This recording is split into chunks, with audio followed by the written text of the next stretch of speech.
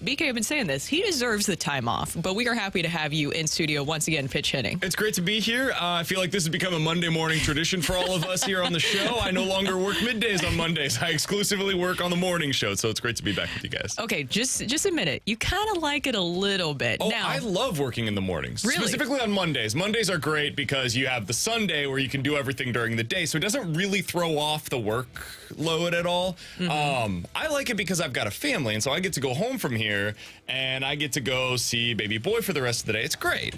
He's home on Mondays anyway, so I get to help out with the wife a little bit. It's great. I really legitimately enjoy doing mornings with you guys. So you've always been a morning person, I'm guessing. No. Really? Very much the opposite. Yeah, I'm a night owl. I stay up late at night, so doing the mornings, like in terms of the sleep schedule, not ideal. But for and then you add baby boy into balance, it. It's a little easier. Yeah. Well, this weekend, we're kind of at that moment right now for the Cardinals. We were talking about this going into the show today, is that we're at the point because you did have a pretty good road trip where you were able to pick up some important series wins against teams who were pretty good. And then we knew that you were going to face some sub 500 teams such as the Mariners this past weekend, and the Cardinals dropped the series. They dropped the series finale yesterday. There's a lot of painful moments there, but Miles Mikolas is the big sticking point. He allowed 5 runs in just the first inning, so you kind of knew quickly that that game was going to go sideways or down south, and then it just went downhill from there. Right now, Mikolas, BK, is winless in his last 8 starts. It has only won 2 of his last 13 starts dating back to June 27th.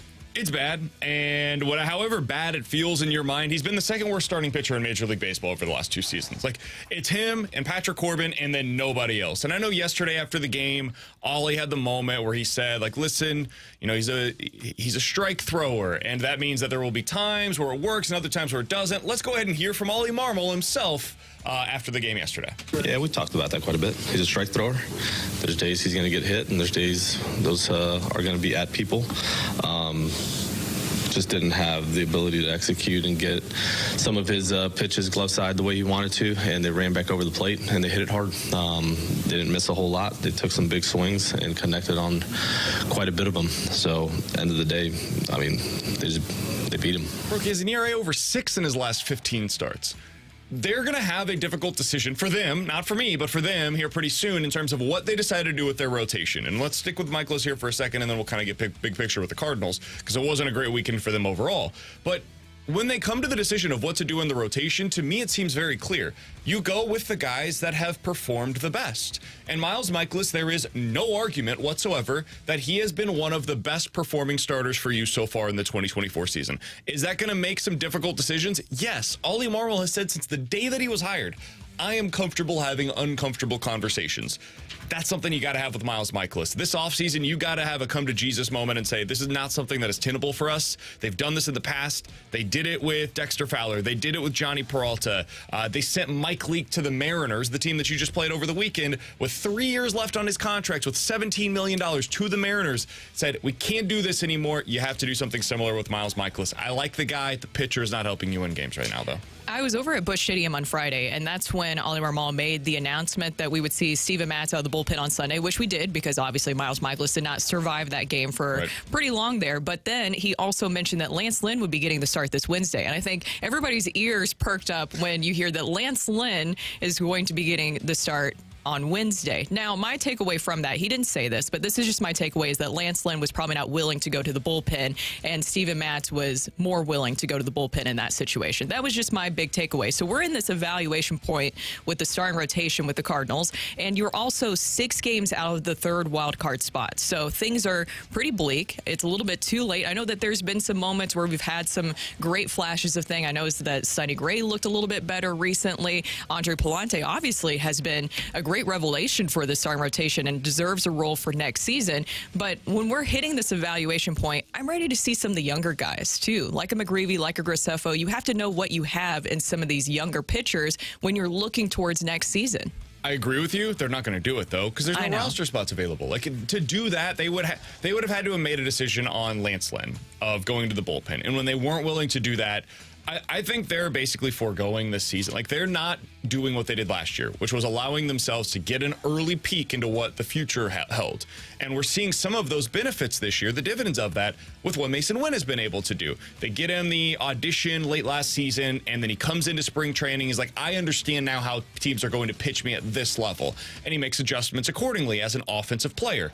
And he hit the ground running because of it.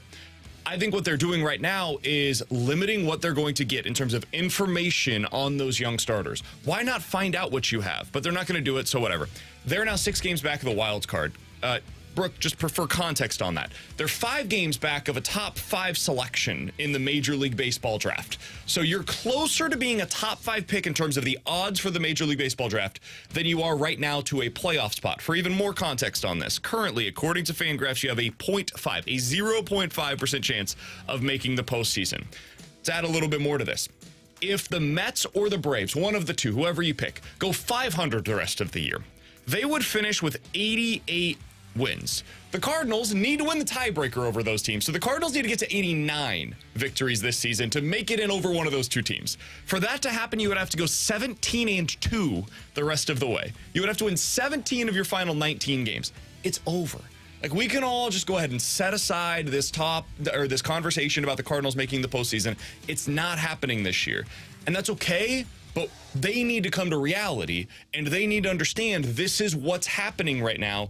It is now time to adjust and start playing for 2025, but it doesn't seem like they're willing to. And we'll continue to discuss this. We'll have this as our fresh take at 8 o'clock. So you can get your text into the Air Comfort Service text line. That is 314-399-9646, 314-399-YO-HO on what you want to see from the Cardinals starting rotation. But you just mentioned postseason, and a team that I think a lot of us could look for the postseason. We'll have to switch over to college football if we're looking in the local area. Let's talk about something positive right here. Mizzou shutting out Buffalo this past weekend. That is their second straight shutout that they were able to pull. They are now ranked 6th in the AP Top 25. Man. Another dominant win for Mizzou this weekend. It was great, and we've got some audio here of what it sounded like with Brady Cook. He didn't do a lot through the air, couldn't get the big play through the air, but he did make a big one on the ground.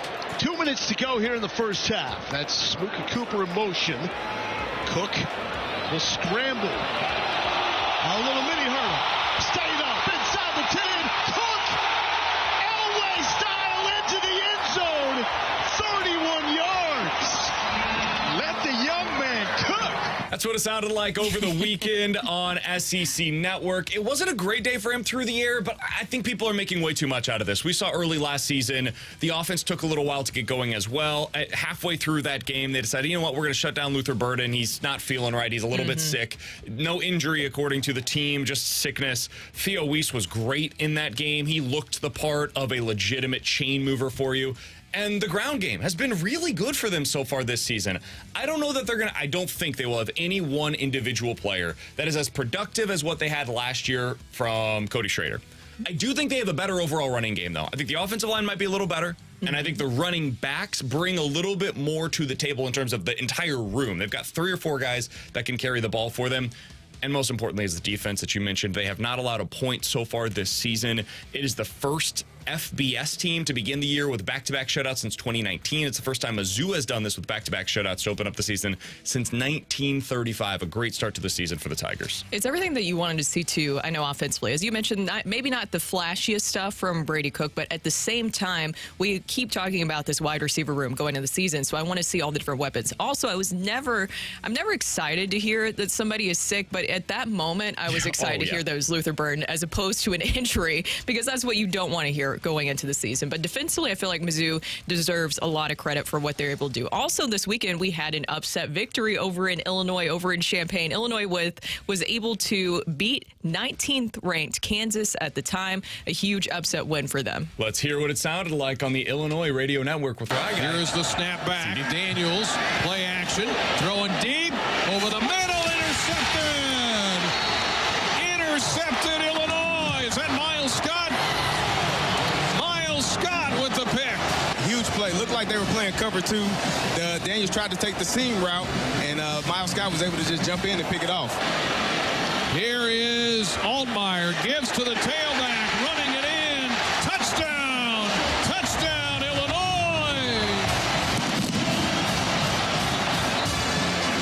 Brian, that's just just a little power football. Lined up in the I formation, power right, guard pulling, fullback leading up. Great play by the Illini. Great job having a nose for the end zone by Caden Payton. It's time to give Brett Bielema his proper credit. I know this is hard for you, Brooke. You were down in Arkansas. You've seen Brett Bielema and what he was at his worst. This is a perfect fit for Brett Bielema. Is he one of the top 5 coaches in college football? Absolutely not. But he gives you the chance to beat teams like Kansas, or a couple of years ago when they had that unbelievable game that went into like 100 overtimes against Penn State. He has this program, and I mean that it wasn't a good team. We're seeing that now in 2022. It wasn't just a good team. It was the start of building a program. That's what Eli Drinkwitz is doing at Mizzou. It appears to be what Brett Bielema is doing at Illinois as well. They had one win versus an AP-ranked opponent from 2011 to 2020, Brooke. It came in 2019 against Wisconsin. They had 2 such wins in 2021, and now you had another one on Saturday against Kansas. I cannot overstate the importance of that win against that team at home in front of 60,000 fans, a legitimately great environment at Illinois over the weekend. I'm highly impressed. I did not think that they had this in them. I thought for sure. I loved Kansas. Minus the points on Saturday, just totally upfront and honest with you guys, and it made it that much more impressive to me after watching that game. That defense, what they were able to do to make Jalen Daniels look bad, that's a good quarterback that you made look ugly over the weekend.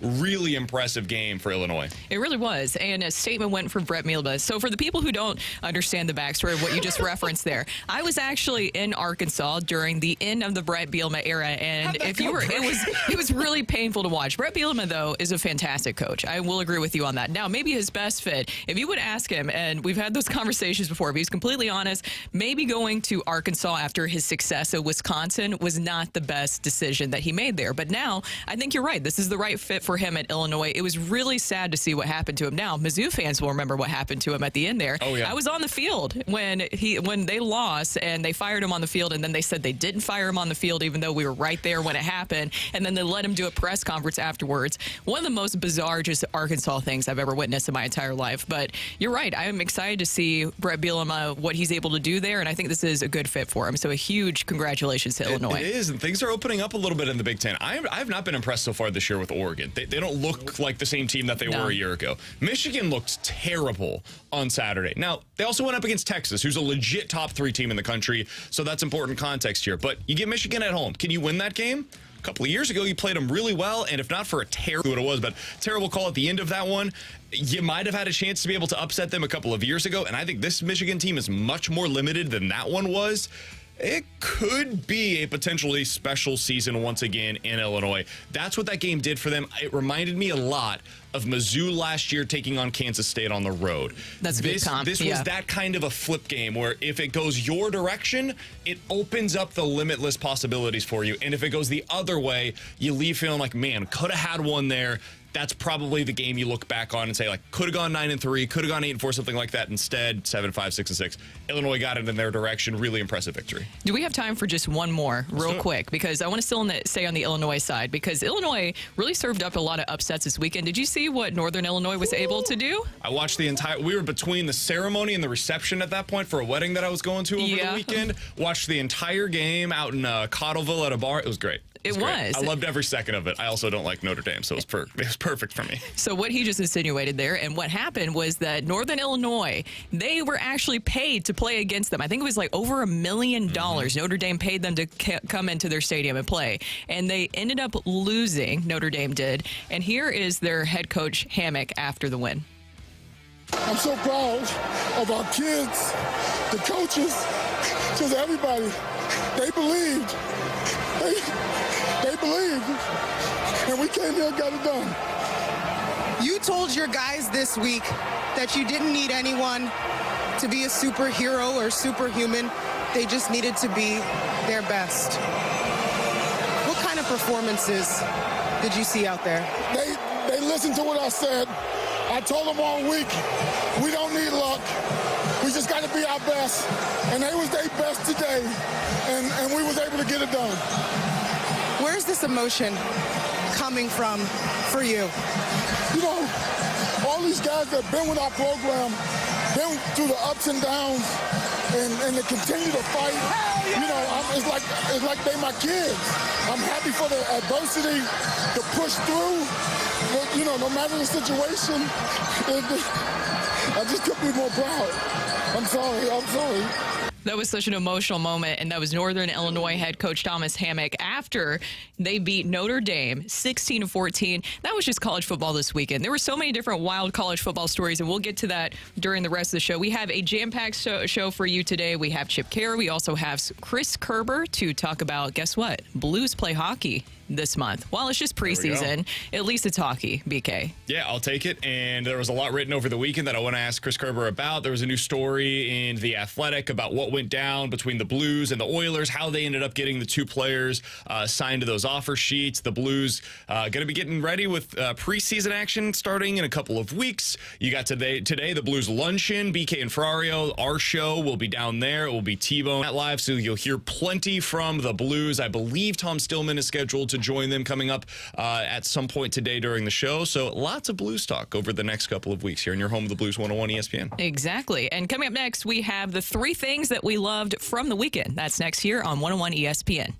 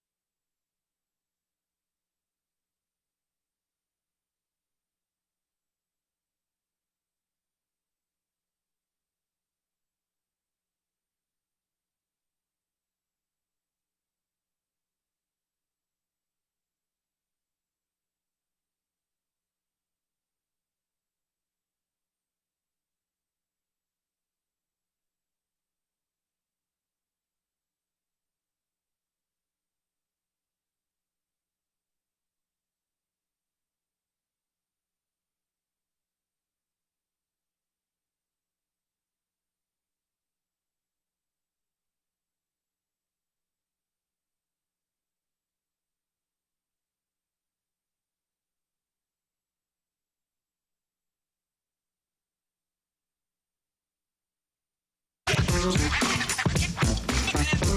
back to the opening drive. Brooke and BK here. Randy Kerber with the day off. He had last week off. We had somebody text NBK and said, did Randy quit? No, he's just enjoying some time off. He'll be back, don't worry, the rest of this week. But now we have our 3 things that we love this weekend. BK, why don't you kick us off? All right, let's start out with number 3. Number 3. My first thing for today, number 3 for today, is Anthony Richardson. And he was a guy that I was very excited about and what he was able to do last year, but it was a very limited sample size. It's the PBP Anthony Richardson deep ball rock is what I'm going to throw to here.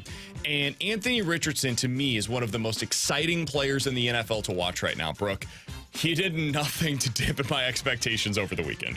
Richardson has time, loads up, going deep. Pierce is down there, and it is caught by Pierce. Again, Richardson deep to Alec Pierce. A 58-yard completion. Don't look at the numbers. Do not look at the box score. I understand that he only completed 9 passes over the weekend. I get that. And yes, the Colts did indeed lose the football game. Also an important note. Don't worry, and I cannot overstate this enough, at all. None of that is a problem for me. What I saw on that one throw by Anthony Richardson was enough for me to believe in him for the next 5 years. I'm in. He's got me hook, line, and sinker. I picked the Colts to make the postseason this year, and that throw is exactly why. He has the ability to throw the ball to any blade of grass on the football field. That guy's going to be a stud. I don't know how long it's going to take for him to get there. I don't think he's there just yet, but he's got the potential to be. I'm in on the Colts. I think they're going to be a playoff team this year. Anthony Richardson, hot damn, that's the best throw I saw all weekend. No, it was. It was fantastic. Now, I will point out something. He's only started in 17 games since high school. Don't worry, and I cannot emphasize this enough, at all. It's going to be fine. Health is what I'm talking about. It'll be fine. Availability is very important. All right, number 3 for me is that it was a beautiful weekend in general. There was a lot of wonderful things to do. I went to the Clayton Art Fair this past weekend, which is a lot of fun. Great food, great art. I did not purchase any of the art because when you look at the price tag, it's a little jarring when you see that. Talk about sticker shock when you're looking at some of the art there. And it was beautiful artwork, just something that you admire. Can't afford. But either way, it was a great weekend. Played some pickleball with John Denton, of course, on Saturday over at Tower Grove. So it was just a lot of fun. Also, I went over to Busch Stadium this weekend. It was Hall of Fame weekend. So you had Whitey Kurowski. He went in, Matt Morris, and of course, Dave Duncan. I don't know, maybe Cooperstown, if you want to pay attention and put him in, that would be fantastic. Thank you. I think that he should too. Yep. But it was just a great weekend overall. And of course, we had the Ascension Charity Classic. All right, Rocc, let's get to number 2. Number 2. All right, I have been known as a bit of a Josh Allen hater over the years here on these airways, and I'm here to tell you this is the year that I am in. Because Josh Allen over the weekend did something that I figured he'd be capable of, Brooke, but I think this is exactly where he's going to thrive. The expectations are not what they have been in previous seasons. He doesn't have Stephon Diggs going into this year. They got rid of a bunch of the defensive talent that had been around for this core run over the last 5 years or so with the Bills. Josh Allen was awesome against the Cardinals. Now, the defense for Arizona is not very good, but Josh Allen made plays from start to finish in that game. I think the Bills are going to be just fine. I picked them before the season to win that division. They've got the coach. They've got the quarterback. I think they've got just enough playmakers to be able to get through this thing. The Bills looked really good over the weekend, and I think this is going to be a year where Josh Allen, we leave it saying, all right, maybe some MVP consideration because of what he was able to do. He could do this year a lesser version of what Mahomes did last year, where you look around and we're like, man, who is he throwing to? And I think we're going to look back and be like, Josh Allen's the second best quarterback in the league, and everybody else is fighting for third. Yeah, no, he's extremely talented. And I think that he always, sometimes the thing that concerns me, especially when we talk about interceptions in the past, obviously that's a big conversation around him, but he also feels like it's good, but at the same time, it seems like he needs to be like Superman in a lot of these situations. He did that over the weekend. I thought he's got a hand issue now that they're having to look into. He says he's fine. I think he's going to be all right, but there were a couple of quarterbacks, him, Jaden Daniels was this way as well, Lamar against the Chiefs, where it's like, hey man, if you're going to run that much, it's going to be hard for you to make Derrick it through Henry, 17 games. use him, not just because he's on my fantasy team, but come on. Josh Allen, really impressive performance against the Cardinals. That's the kind of thing you wanted to see from him in week 1 without Stephon Diggs. Number 2 for me is going to be Mizzou shutting out Buffalo for their second straight opponent. We're going to discuss more about Mizzou's defense, but BK, I don't know if you saw this, but this was a especially meaningful win for Mizzou's defense because Eddie Kelly, one of the players for Mizzou defensively, his mother had passed away earlier in the week, and and Mizzou's defense actually dedicated the game to him and his family. That is just a really touching tribute that they did. Yeah, I don't know how these guys do it. Some of them are so good at compartmentalizing the athletic side of things with the personal life side of things. I don't have that in me. Like, I'm just incapable of compartmentalizing like that. He pulled at the heartstrings over the weekend, seeing that for the Kelly family. It was unexpectedly they lost. He lost his mom, so heart goes out to all of them. All right, number one from the weekend. Number one. Are you all right, Cincinnati? You all right? I don't think they are. I would just like to know, is everything gonna be okay? Because this is not new. We've experienced this before. And so I'm not gonna go all the way in on the Bengals are done. This will not work for them. It is clearly time to change the coach. I'm not there yet. Burrow with the Bengals is 6-6 in September. He's 7-5 in October. And then they turn it on. 6-3 in November, 6-2 in December in his NFL career. So we've seen them get off to bad starts before.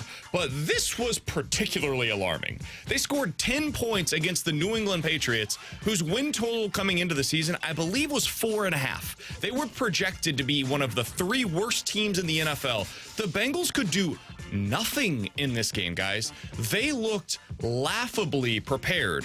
Their defense could not stop the running game of the New England Patriots. Their offense had no answers at any point in this one. Burrow looked like a shell of himself.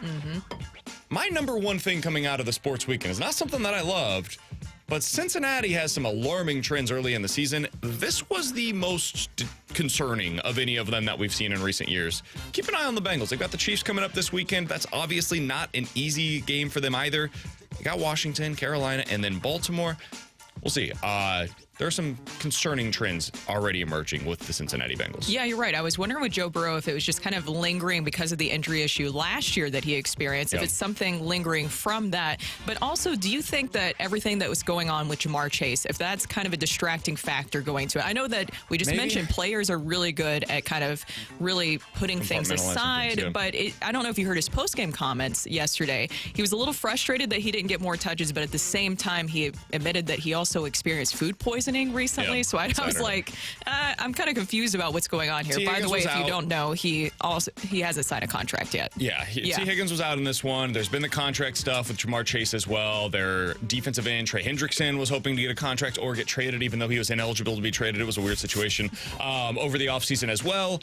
They had a lot of weird vibes. And so the fact that all kind of leaked into the regular season again for like the 3rd straight year, and you still have the lingering questions of like, no quarterback has ever dealt with the injury issue that Joe Burrow is dealing with currently.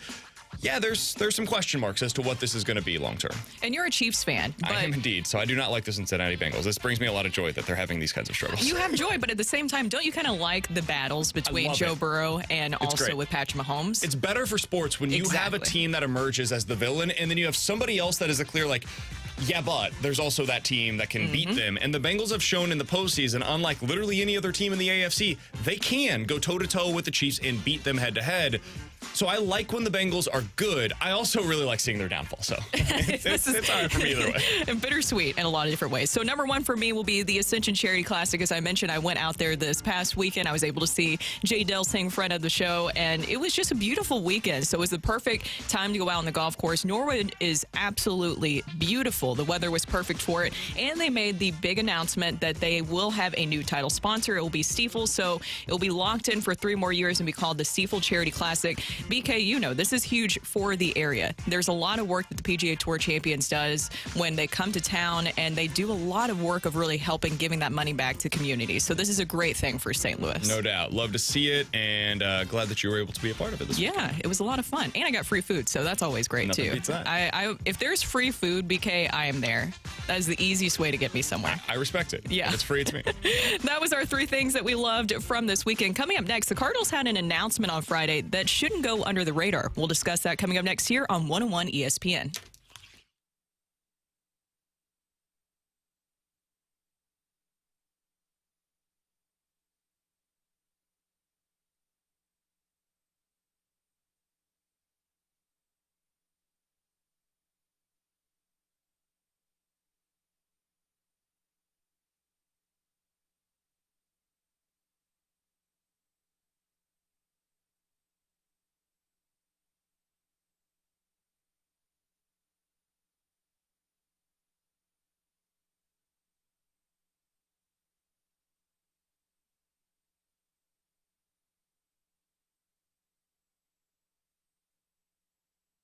Hey, St. Louis, there's a massive opportunity for you or someone you know to have an incredible career as an install floor layer with the local Carpenters Union. This is hands-on, real-life work that's lucrative, creative, and meaningful. It'll also provide you with the peace of mind knowing you have the most competitive health coverage and pension for you and your family. You'll earn while you learn. Apply to become an install floor layer with the Carpenters Union. Begin your new career today. Visit apply.ficstl.org. That's apply.ficstl.org.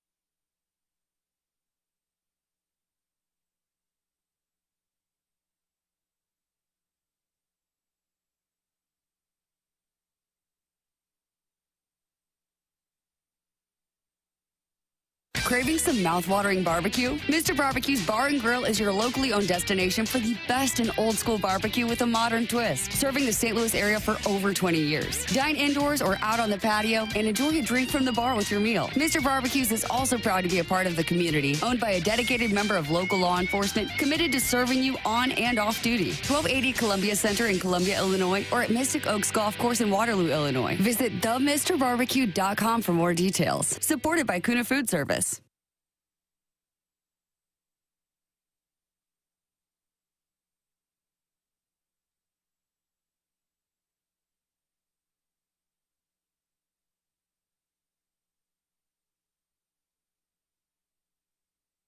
Don't miss the Spa and Swim Spa Blowout Sale September 20th through the 22nd at the St. Charles Convention Center. Save over 50% on all Master Spas hot tubs, swim spas, and saunas. Over 30 models on display.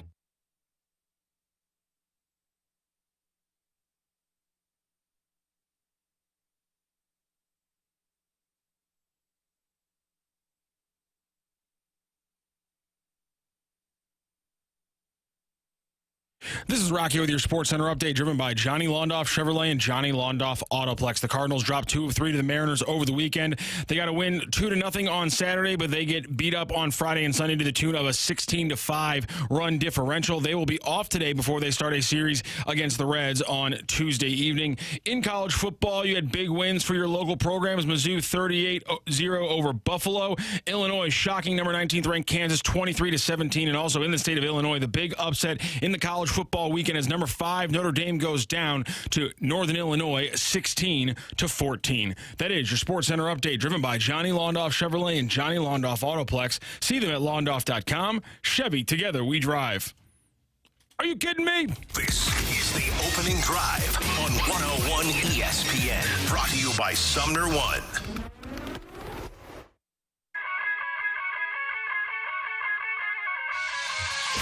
Brooke BK and Matthew Rocchio here. And on Friday, the Cardinals announced that Gary LaRocque is retiring. And look, I saw on social media, BK, there was a lot of people who said, okay, well, maybe they weren't too familiar with Gary LaRocque. And here is who he was. So he was serving as an assistant general manager and the director of player development for the organization. He's been the primary man in charge for the Cardinals player development for the past 12 seasons. Now, it's important to note that the Cardinals have not made any public statement whatsoever saying that this was a forced retirement. We need to really reiterate that here. But do you think, with the way that things are going, we know that postseason is highly, highly, highly unlikely. I have to say highly unlikely because they haven't been officially eliminated yet. But I think we all know what's going on here. We discussed it. Do you think this is a sign of things to come for the Cardinals in this offseason where they maybe will make some big changes, or do you think this will be the only change that we see this offseason? I hope it's a sign of things to come. I really do. I can't say that I'm confident in that because we saw last year there were very few changes that were ultimately made, and that was discouraging, I think, for a lot of Cardinals fans. to me, this is a sign that at least they understand what we are doing currently in our minor league system is not good enough, and it has to get better. It has to change. There has to be real tangible changes that are taking place. Because for those that are familiar with what LaRocque does, he's the guy that organizes everything, right? He's not the one individually that's going down and coaching them or anything like that, but he's the guy that puts everything together logistically for the minor league system. He's the one that's helping to decide, okay, who's getting promoted and when, where are we going to place them, and just philosophically, what do we want our minor league system to produce? How are we coaching up our pitching, right? What are we doing on the hitting side of things? He kind of puts in place all of the philosophical beliefs of what the minor leagues are going to be for the Cardinals. Especially on the pitching side of things. You look at what the Cardinals have right now in terms of internally developed starting pitchers in their rotation. Brooke, it's basically, if you want to include Lance Lynn, I suppose you can, but it's almost from a different era of Cardinals baseball. It's basically just Andre Palante in terms of pitchers that have come through their system that are currently contributing to the rotation. And that wasn't supposed to be the case. This is a team that believes in and relies on internal draft and development methods. Why isn't Michael McGreevy here? What happened with the development of him? The plan was always for him to be this pitch to contact guy. Well, he has a sub-4 ERA right now down in AAA. We saw it one time at the big league level, and it worked at an incredibly high rate. Why is he not here right now? What's going on with Gordon Graceffo? Why has his development seemingly stalled at the AAA level? What happened with Zach Thompson? And why did it happen with Zach Thompson? There are a lot of questions about what's going on with the minor league development. There have been some wins over the years. Mason Wynn, huge win from your internal system. Alec Burleson this year, big-time win from the internal development system. But they have too many losses right now, and you can't make up for that.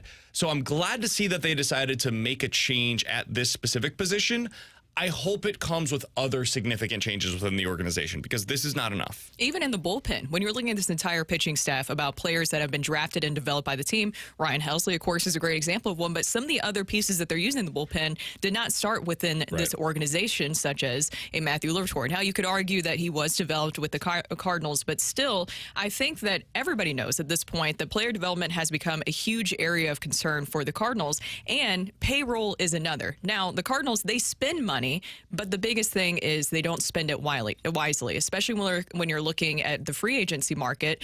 And if you're able to really work on this player development, you will still, I don't want to scare people, you of course will still spend money when it comes to free agency, but if you're able to have those cost-controlled players, what team wouldn't want that? Yeah, look back to the mid-2010s, right? The Cardinals teams that Cardinals fans liked, that John Mozeliak was in charge for. Now, some will say, well, that was the TLR era, whatever. Mo was the guy that was in charge of the minor league system, and at the time they were producing internal homegrown players that were coming up and producing at the big league level. Look back at 2014, for example. Matt Adams, Colton Wong, Matt Carpenter, John Jay, Alan Craig. It goes on and on and on. And you look at the rotation for these teams. Waino was not technically a drafted and developed player within the organization, but he did most of his developing within the Cardinals minor league system. Waino would have been this guy. Lance Lynn, Michael Wacha, Shelby Miller, Trevor Rosenthal, Jaime Garcia. It goes, again, on and on and on. That's what this organization is supposed to be. You go out there and you trade for a superstar. You add in your depth via free agency, trades, whatever, and you need to continue to do that. You get guys internationally via free agents. You do all of these things, no doubt. You have to supplement your roster. But the majority of the guys that are on your 26-man roster for this organization, the way that they've done it in the past, are supposed to come through the system. That is supposed to be the pipeline for your talent, and they have not done a good enough job of that, and there have been too many guys that have stalled out once they get to the major league level. So whether it's Gary LaRocque that you blame for that, whether it's Mo that you blame for that, Ollie, whoever you specifically blame it for their struggles in this regard, this was a step in the right direction of changing things. Now, the next question will be and should be and has to be, what comes next? Who is the next individual that you look at and say, that job has to be done at a higher level? And I don't know what their answer is going to be to that. I don't know if that means that Mo in this offseason takes a step back and says, you know what, I want to go to the business side of the operations. And Chaim Bloom is the one that's going to be making the decisions here. I don't know. But this was one step in the right direction, and that's all you can ask for right now. John Mozeliak, he is under contract for one more season, but it is widely expected that he will step into a different role. It almost feels like, we talk about this, BK, that the message has kind of gone stale when it comes to John Mozeliak. I think that it is time for some sort of change, but then who is it going to be? You mentioned Chaim Bloom. Maybe he will be a person that will take things over. Gersh was a part of the conversation and then faded into the background, and then you have Randy Flores. So I think a lot of people, though, would want to see. Do you think the fans would buy into this, where maybe it's a team that isn't contending next season? Of course, you always want to contend because you still have Sonny Gray under contract. You still have Nolan Arenado, and you might bring back Paul Goldschmidt. But they are really focusing on spending more money on player development, really supplementing the minor leagues with what they need more, maybe a pitching lab, maybe more coaching down there in the minors, and you really go more towards those younger players. Do you think the people would buy into that? I think people just want to know that they have a plan. Yeah. Like whatever that plan is. If that plan is, hey, we're going to be the Padres and we're just going to be hyper aggressive, and it's going to be like, I don't say this to diminish anybody on the Padres team or what the Cardinals would be, but like a stars and scrubs type of approach, right? Where you're paying your stars a ton of money, and then you just supplement that with certain players that are coming through your system, and you kind of hope that it works out, and you leave yourself with a few holes every year that you hope the internal pipeline can fill. That's one approach. Another approach is what the Rays have done over the years, right? Where it's just, hey, we're going to be nameless, we're going to be faceless, but we're going to be really good, and we're going to continue to churn this roster every year. That's another approach that you can have. What I think has happened with the Cardinals is they don't have a specific approach right now. Like all of the things that they have decided to do, whether that's bringing guys in via free agency or trades or whatever, it all seems to be going in the wrong direction. And so what you're left with is just like a lot of decisions that don't seem to make a lot of sense to fans. And it just feels like you're kind of like flailing in the wind, hoping that whatever the next move is, that's the thing that's going to click everything else into place. And you're just throwing bad money at a roster that's not working. It is going to be a thing that works. Huh? No, the next thing is going to be a thing that works. Yeah. How do you know it's not? And that's how the Cardinals are operating right now, right? Is they're like, this is going to be the thing. Like Sonny Gray is going to be the thing. And it just never seems to be. So I think for fans, and I can't speak for them, obviously, but for myself, I just want to know what the plan is. If you can tell me the plan and your actions follow those words, I can live with whatever the results are. But right now, I can't see or understand any clear and coherent plan. And so it makes it difficult for me to like get behind anything that they're doing right Doesn't now. it feel like a lot of the moves have been more reactive rather than proactive? And that's where I'm going with. If you can really focus on, one, you have Gary LaRocque, who retired. We should emphasize that it was not, as we know, a forced retirement, but still, this is obviously a changing in the guard of what you've had in your player development system in the organization for the past 12 seasons. So that's huge news going into this offseason. I want to see them more proactive rather than reactive. What do you mean by that, though? Because I look at the Brewers. I feel like a lot of the things of how they were able to survive and how they've been able to stay at the top of the division, despite all of the injuries, all the setbacks that they had. They even lost their manager, and that was a big story going into the year.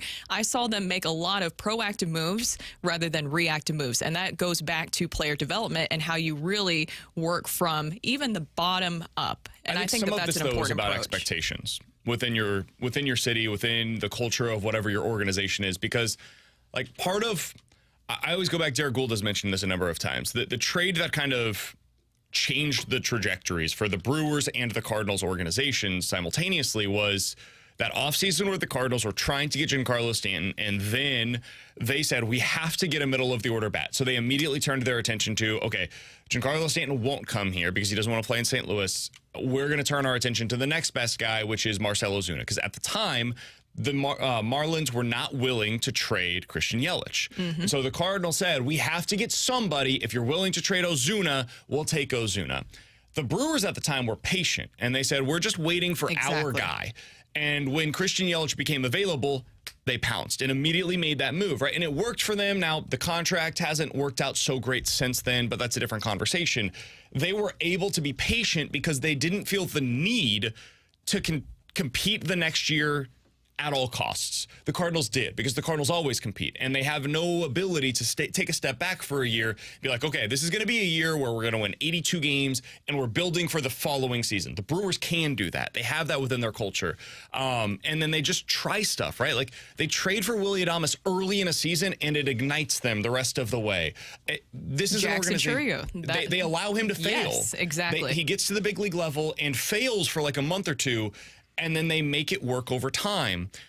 They are an organization that tries a lot of stuff. They will throw a ton of different answers potentially at any problem that they have. We've seen that with their rotation this year. Meanwhile, the Cardinals are like, no, this is what we're doing. It will work. We're sticking with it. This is our plan. There's no other way to do it. They're very rigid in their approach to things. And I think that's a big difference between the two. But it all goes back to, like, organizationally, what their philosophies are, what their expectations are, and what their culture is internally. And until you change that, I don't think the Cardinals can be the team that you, me, or most of the fans want them to be. A clear vision and plan, as you were saying there. That's BK. I'm Brooke. Coming up next, we have Take It or Leave It. So get your text into the Air Comfort Service text line. That is 314-399-9646. 314-399. Yo-ho! Take It or Leave It is next.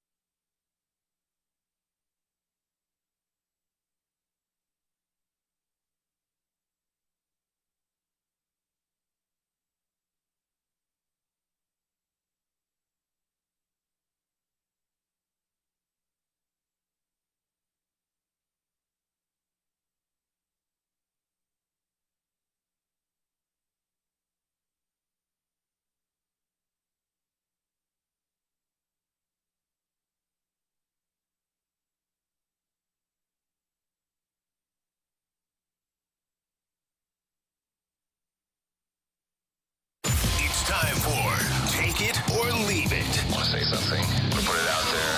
If you like it, you can take it. If you don't, send it right back. Get your text into 314-399-9646 and give us your Take It or Leave It. Brought to you by Gloria Lou Realty. Visit GloriaHasTheBuyers.com and start packing. That's my final offer. Take it or leave it.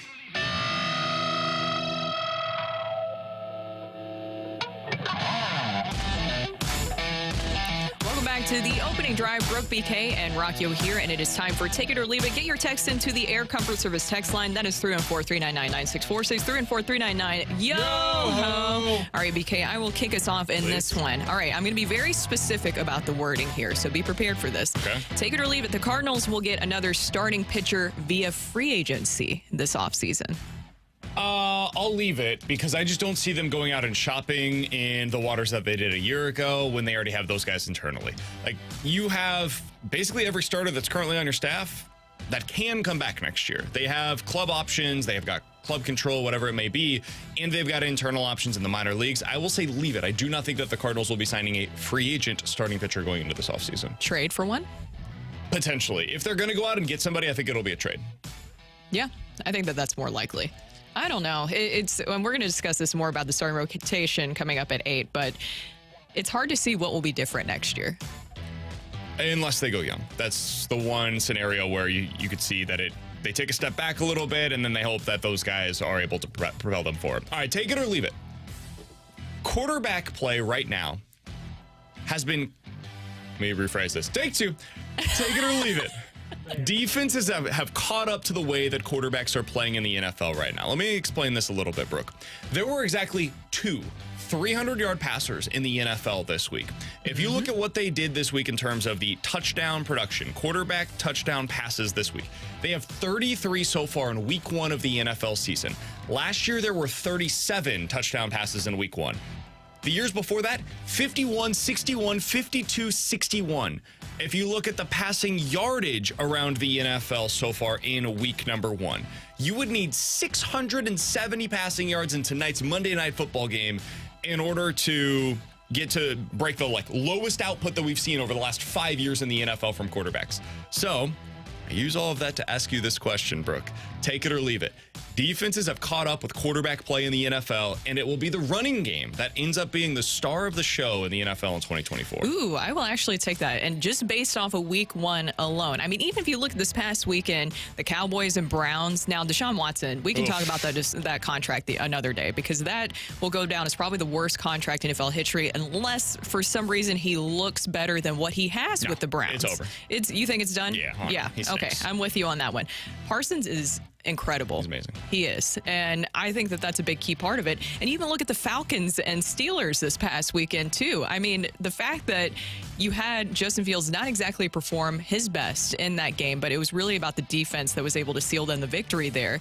There's a lot of different parts there about how I think the defenses are really catching up with teams right now. Rocc, what do you think on this? I'm curious your thoughts. Yeah, I also just wonder, how much of a factor is, CD always jokes, defense is see ball, get ball. Offense is super complicated. If your offensive line isn't working as a unit, you're screwed from the start. I mean, you saw the Ravens having to go max protect and use Mark Andrews as a blocker half the time.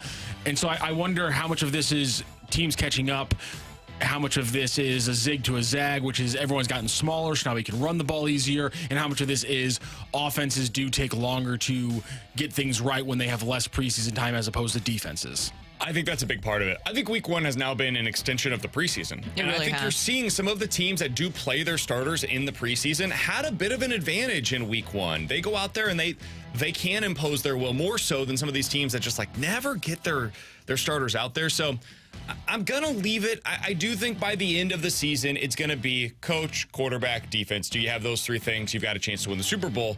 But man, it's hard to watch right now in the NFL on a Sunday and say to yourself, what happened to the passing games around the league? If you're a fantasy football player, there's a decent chance you had a wide receiver in your lineup this week that got you 2 points, and it was a star receiver.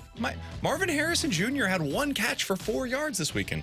So yeah, it's an interesting time right now in the NFL with the way that defenses are playing against these opposing quarterbacks. Some interesting counterpoints and observations from the text line. Sure. One, what you mentioned there, the preseason. I think that does have a lot to do with it. We aren't in the era of Tom Brady, Drew Brees anymore. Those guys are gone. Obviously, Tom Brady in the booth now this past weekend. But I think that a lot of rookie quarterbacks that should have probably done a little bit more in preseason to get ready, because now it's like they're doing preseason right now to start week 1. And that's what it felt like. Some people also commented on offensive lines not being great. That's something that I think is a big point too. I agree. Yeah. What do we have on the text line, Rob? Take it or leave it. Notre Dame is no longer a blue blood program. Leave it. I think probably. I don't think you lose that with one coach. The way that you become a blue blood program is by sustaining over time, and Notre Dame is still that, in my opinion. If they got the right coach in there, they could win a national championship, and that is the sign of a blue blood program. Georgia wasn't what they are now under Mark Richt. They were always really good, but they weren't contending for national championships every year. That's essentially where Notre Dame is. They're probably still going to win 9 games this year. I think people forget where Bama was the 3 years before Saban got there. They were horrible. As a Chiefs fan, I'm sure you remember the incredibleness that was Brody Croyle. I'm familiar with this game, and it was not good. So, I mean, yeah, I think that's people forget. You know, you don't lose the luster, and all you need is one coach who can really just jump in and reignite that. Look at USC, right? Like USC has been up, they've been down, they've been everywhere in between. But if you get the right coach there, you know they can win a national championship. Texas is right back to being an absolute haymaker, which sucks. Take it or leave it. Gorman is traded for a pitcher in the offseason.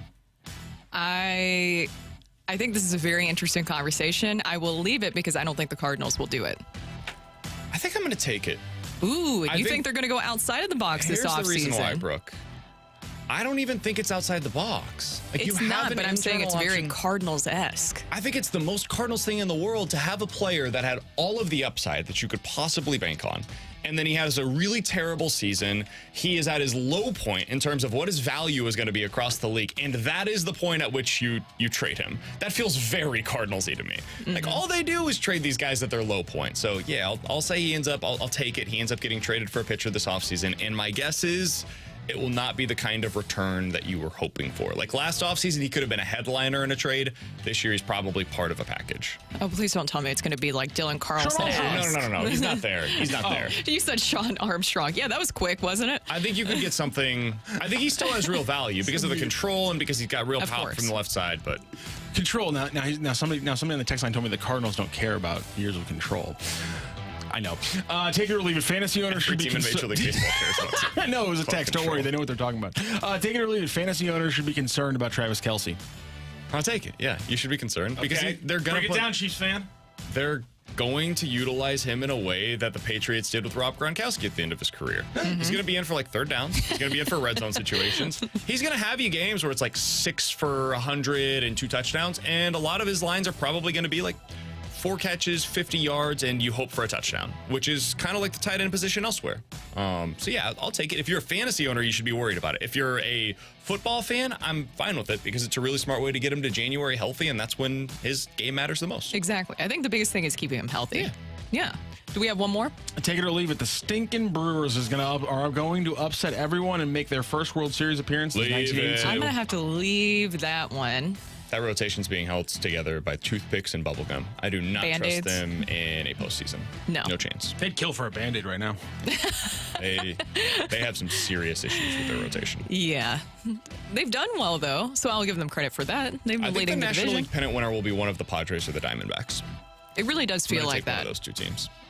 The Padres, I think that's a really good pick right there. But you can't, with what the Diamondbacks did last year, just shocking everybody, you can't discount them, and they're better this year. Like, they're a significantly better team this year than they were last year. Second half, Corbin Carroll started to pick up because they stuck with him, BK. This is a novel idea, right? Is that he struggled to begin the year, and then they stuck with him. The Cardinals stuck with Gorman, and all of us wanted them to send him down. It's like, it can go in either direction. We just want the thing that works. Whatever the thing is that works, if that means sending them down and they get right and then they come back up. And like last year, it worked with Walker. They sent him down, he figured things out, and he came back up, and he was hot the entire rest of the season. It hasn't worked in either way. They stuck with Gorman, it failed. They sent Jordan Walker down, it failed. They've just failed in every way possible. Take it or leave it. You would trade Ivan Herrera, Lars Nootbaar, and Nolan Gorman for Logan Gilbert right now. Of course you would, but why the hell were the Mariners? I mean, they might. I mean, that's a big package, man. I honestly thought if that deal was going to go down, it would have happened in late June. Because that's the exact trade proposal I was throwing out in late June. Yeah, and I'm just because they had I'm blanking on the DH catcher they had who was hitting like 187. Raleigh.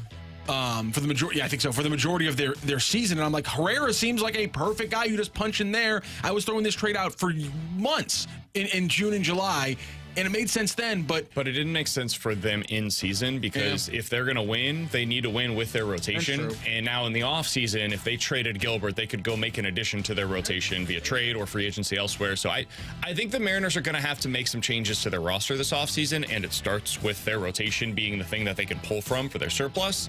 Get a bat that way. I could see something like this. I'll leave it because I don't think that the Cardinals would do that deal necessarily, but I could see that being the framework. I thought we were thinking outside of the box. I thought we were thinking outside the Cardinals box here. Doing something a little bit different. I would love that deal so much. That would make me so happy. Would it? Everything about that deal was is those good. guys. Yes, that's exactly. the thing. Like at second base, you've got Donovan, and the outfield, left-handed bat, you've got options there, and then behind the plate, I mean, Pereira's already losing time to Pajes. So. And Gorman was a part of that deal too. And Gorman's right? a part of it, which again, I just think if you look at what you have, let's talk about the long-term scope the next 2 or 3 years. What do you have? You'd probably live to regret that deal, by the way. What do you have coming up? Because you think Gorman will unlock it? Potentially. Like, Gorman's the guy that you trade. He hits 40 home runs elsewhere, and Cardinals fans are furious. Exactly. Yes. He's the guy that has the real potential to be able to come back and haunt you for the next 5 years. But unlike some of these other moves, you have the out of saying, yeah, the guy was on a pace to break the strikeout record all time in Major League Baseball. It's like change of pace sometimes need to happen. Cardinals fans are going to care about that when he's hitting 40 home runs? Well, if they get something more than Sean Armstrong, I think you can make that argument a little bit differently, because you can make the argument. Everyone at the time, the Carlson thing was broken. It wasn't going to work here. But you shine the spotlight on the fact that you gave up on him when you did, because the trade was a nothing trade. Yeah, I don't know. I think that you're right, BK. I think that if they trade Gorman, that will haunt them, because it's what we've seen, right? You see that story over and over again. All right, that was Take It or Leave It. Coming up next, we have our fresh take. Is there anything the Cardinals can do to solve their Miles Mikolas problem? We'll discuss that coming up next here on 101 ESPN.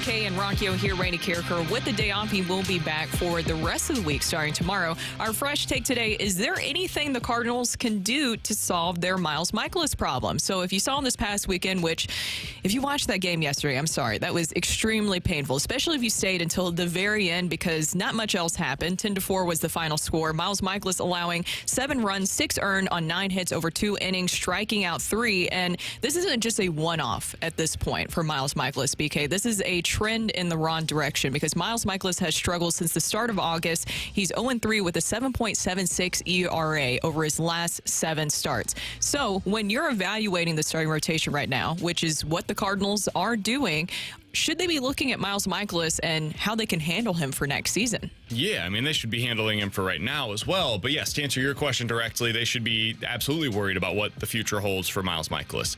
This is not a small sample size in terms of like the last few starts. This is a small sample size. This is the last 2 years, Brooke.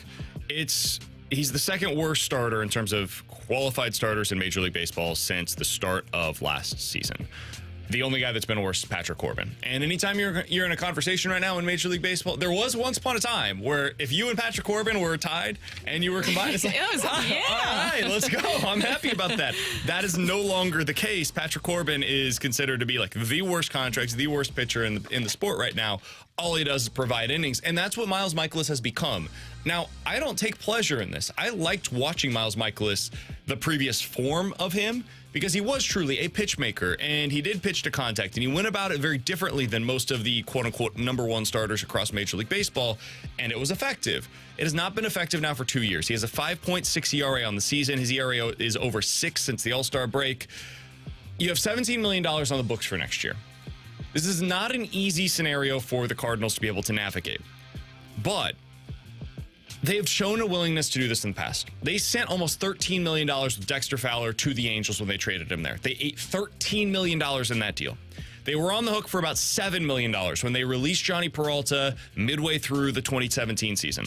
They traded $17 million over the final 3 seasons in the Mike Leake deal when they sent him to the Mariners 7 years ago now.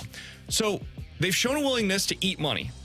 This would be a lot of it, but there's going to come a point in time very soon where the Cardinals have to make a difficult decision with their rotation. Mikolas should be the one that is out, just based on what the production has been so far this season. They've got to make a choice. He should be the one that no longer gets to start because he can't take Palante out of that rotation.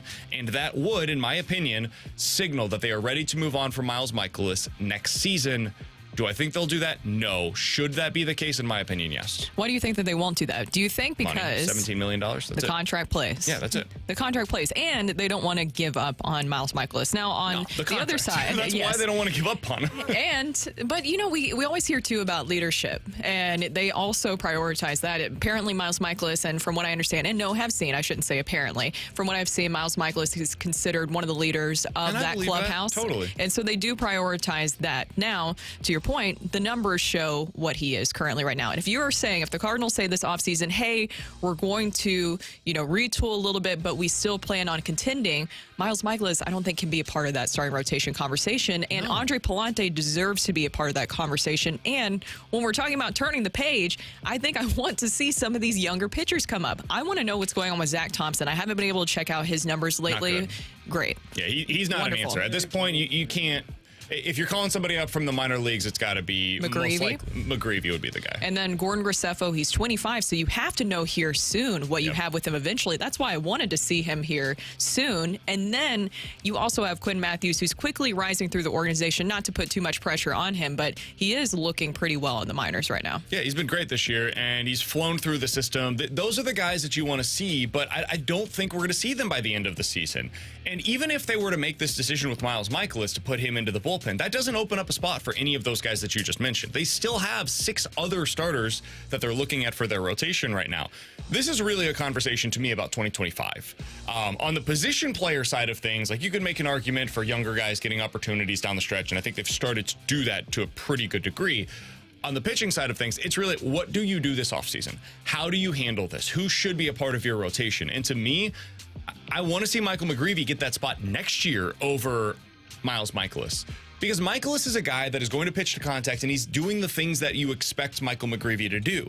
Now, if he was doing it with like a mid-4s ERA or a low-4s ERA, I could live with that. And you say you're paying the $17 million for the stability of him being in the rotation every fifth day and going out there and posting from game 1 to 162. I get that. He doesn't have that kind of an ERA right now. If I was to have on one side Miles Mikolas, and on the other side Michael McGreevy next year in the rotation, I can't with any level of confidence say that Mikolas is going to finish the year with a better ERA than Michael McGreevy. I can't. So one of those guys is $1 million and the other one is $17 million. Well, I'm going to take the guy that's younger with some upside and is going to cost me $1 million and just eat the fact that I've got $17 million in a contract that's not working for me and try to find a suitor for him. Can I have somebody else take on $8 million of that deal? So I'm paying down 10? That might be the kind of thing that is the kind of thing that, in my opinion, the Cardinals need to try to do this offseason. Back of the rotation guy. I think that a lot of teams... For another team, not here. For another team. Yes, very important to note there. He can be for somebody else what Lance Lynn was supposed to be for you this year. Exactly. And another layer to this, and I talked about this, I was at Busch Stadium this past weekend, was able to talk to Oli Marmol, and as we know, we saw Steven Matz was in the bullpen on Sunday, and then you have Lance Lynn making his start on Wednesday. So it's very intriguing because I was hoping to see Lance Lynn come out of the bullpen. Now, this wasn't said, but I'm just assuming here that Lynn was not willing to go to the bullpen coming back here. Now, when you're evaluating these other guys too, what happens with Steven Matz next year? And I think it's pretty clear, and this is just my, assumption here, that you're not going to bring back Lance Lynn next year. Is Kyle Gibson part of that conversation, or are you moving on from both of them? I would bring back Kyle Gibson. I don't see any reason not to. It's a pretty reasonable deal. He seems to be fitting into the clubhouse well. He's pitched relatively well for them this season. He was really good for them over the weekend as well. So you go into next year, and if you look at like a Sonny Gray, Kyle Fetty's Gibson, I think they should look to trade Eric Fetty this offseason, but we'll pencil him in. He's only $7.5 million. Yeah, you could get pretty decent value for him this offseason. And then you've got all of the young guys, and as your number 5. I think that's fine. It's not great, but this is a team that going into next year, I don't think is probably going to be in a great situation. They need to get their books handled correctly. They are going to probably prioritize spending less money, coming back a little bit in terms of their payroll. So they've got a lot of questions to answer. And I think the first one that they have to answer to me is the Miles Mikolas question. They've got to get that right. And I think the right answer to that is coming to the realization that we all have on the outside of, this guy is not what he was 2 or 3 years ago. He's not going to return to that form. And even if he does, can we see it happen elsewhere for him? I like Miles Mikolas, the person. I enjoy his personality. I think he's fun. I think he's prickly. And I think that's good to have inside of a clubhouse. You mentioned the leadership. I think this team went way too far with that this year. Yes. They prioritized leadership over production. And at a certain point in time, if you've got both, great. Those are what the best teams have. But you can't have one without the other. And this team right now is picking leadership over production. You've got to get the production. That's the most important thing. That's BK and Brooke. Coming up next, we will head to the celebrity line to talk to Chris Kerber, the voice of the Blues. That's next here on 101 ESPN. It's time for a DraftKings at Casino Queen Redbird report on 101 ESPN. Brooke Grimsley here for your Redbird Report. The Cardinals dropped the series finale and the series to the Mariners this past weekend. Miles Mikolas allowing 5 runs in the first inning, and the Cardinals were down 7-0 after the second inning, leading to the 10-4 victory for the Mariners. Miles Mikolas is winless in his last 8 starts and has won only 2 of his last 13 starts dating back to June 27th. The Cardinals are 6 games out of the 3rd wildcard spot in the playoffs right now. After a day off today, the Cardinals will open a 3-game series starting tomorrow against the Reds. The Redbird Report is presented by DraftKings at Casino Queen. Play, stay, dine at DraftKings at Casino Queen.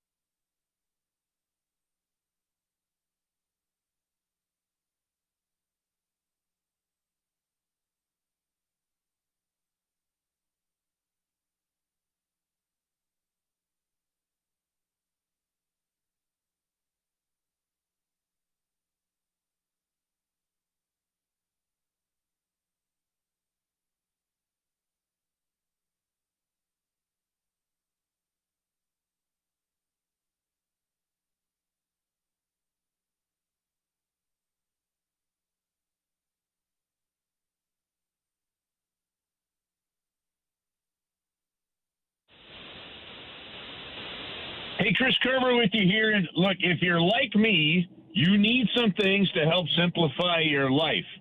One kid in college, 2 more in high school, volleyball schedules, soccer schedules, life schedules, things that make your life simple. Well, Classic Air Care is helping out with that. So while you need your life simplified, some things go on in life. You still need to make sure that HVAC unit at home, the air conditioner still is summer, the heater coming up with winter, the furnace are still working well. They make it easy for you. Number one, you can buy filters right off their website. They get delivered to your house. You don't have to go get them. You don't have to remind yourself to put them in, because when they arrive, you put them in on the schedule that you have. They've got membership service programs where they contact you. They remind you it's time for the service. They come out. You're already on the schedule. It's cheaper. It's better. It's a more efficient way to do it, and you don't have to remember it. On top of that, the service itself is just fantastic and awesome. So when you put it all together, it's Classic Air Care. They take care of what you need in the house with your HVAC unit. They keep it up and running. They'll replace it if you need to, but they also make your life simple, and you don't have to worry about the maintenance, and you don't have to worry about air filters, things like that. They take care of that for you. ClassicAirCare.com. They've been making people comfortable since 1926.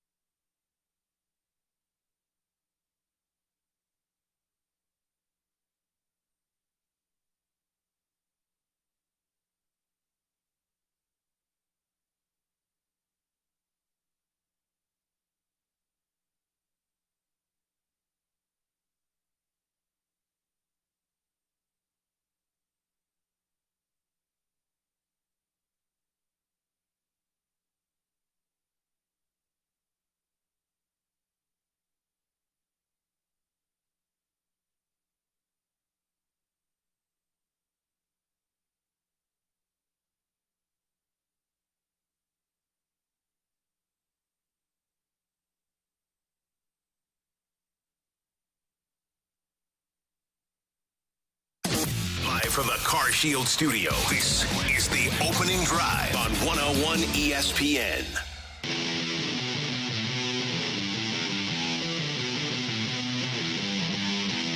Welcome back to the opening drive. Brooke and BK here, and we head to the celebrity line and welcome in the voice of the Blues, Chris Kerber. Kerbs, how are you doing this morning?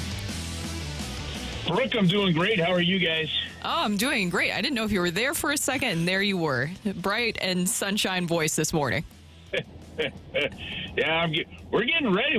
How about the fact that we've got some Blues hockey on the air on Friday and Sunday this week? How wild is that? Kerbs, I'm so excited. And also, you do have the Blues playing their first preseason game this month. There's a lot to look forward to. As you mentioned there, you have the Prospect Showcase this weekend, which is free and open to the public. And also, you have the Blues training camp starting next week. There's a lot of excitement right now because Blues hockey is finally back, right, Kerbs? Yeah, there is. I think, I have no idea how to predict, what's supposed to play out, how it's going to play out, but I'm excited with just all the different storylines. And, you put the fact that the Prospect Tournament that used to be in Traverse City, that's now kind of getting moved between Chicago, Minnesota, and St. Louis. It's in St. Louis.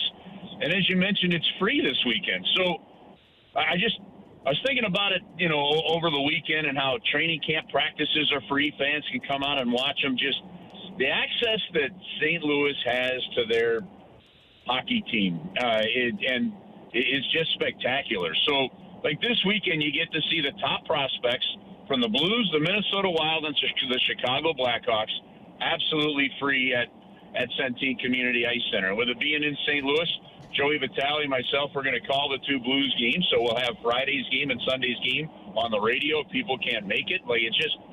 It's awesome. The coverage, the opportunity to connect with the fans is fantastic. It really is. And speaking of the Blues prospects that will be out there, who's somebody that fans who will be going this weekend should watch out for? Well, look, there's the usual suspects. You've got Dvorsky. That'll be part of it, and that to me is one of the great storylines of camp. How is he going to go from there then into the big camp, and does he have a chance to the team? But so many of the others, and the one thing that Doug Armstrong said recently, he did that interview, and a terrific one with Cam Jansen and Andy Strickland. he talked about, maybe making a mistake by rushing Jake Neighbors the first year up to the bigs and then kind of put him back down.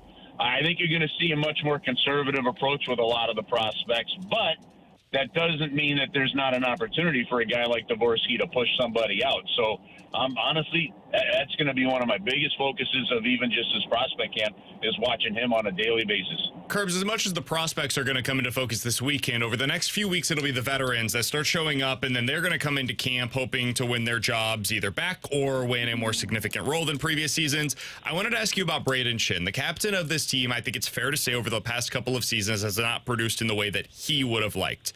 When he comes into camp this year, do you think that he best is suited to be back at the center position or on the wing? And how do you think that will influence his success for the Blues this season, Kerbs?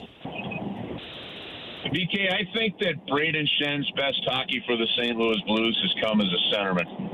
And I still see him that way. I still think that he can be a second-line center in the National Hockey League.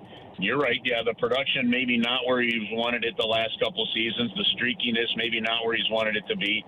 I really do think that's as much a factor of the overall team scenario as it is his own. So are there personal things and ways that he can do things on a better basis? I'm sure there is.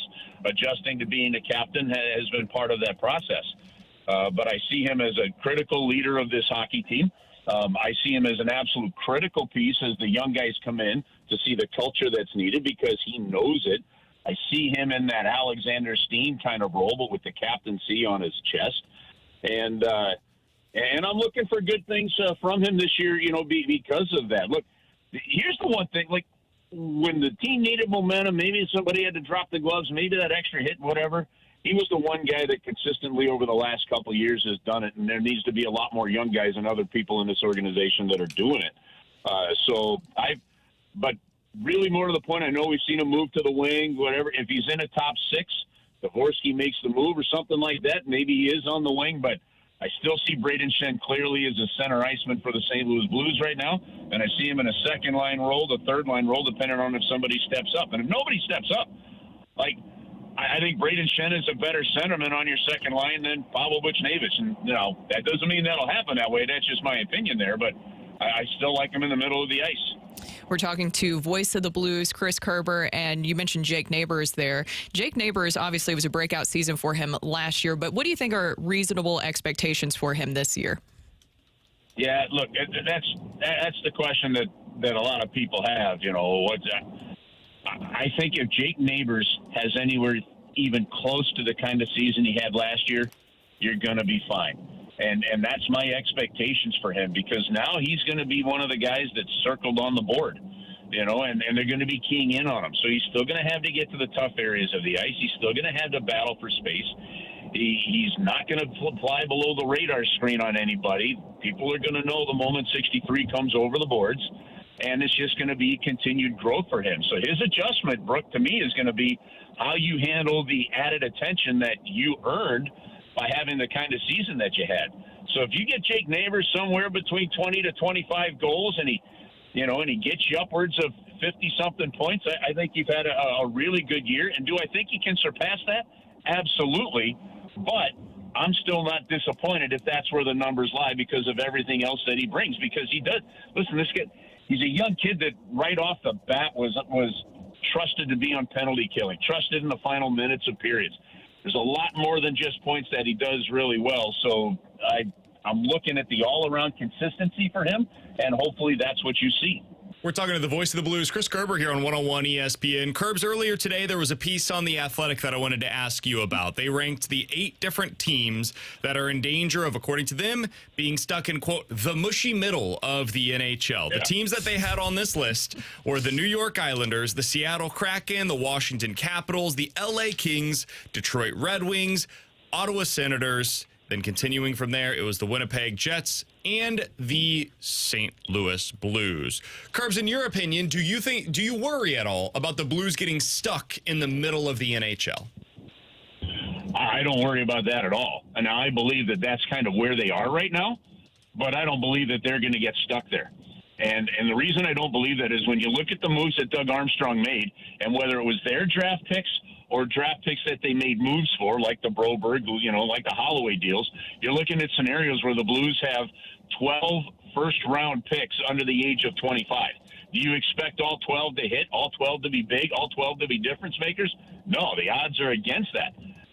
But what he's done is he's brought in enough of them that you're hoping that your talent evaluation, your scouts, the work that you did is going to show you that a couple of them are going to hit. And if a handful of them hit, you're in really good shape because you've got an experienced management team that knows how to supplement with really good veterans.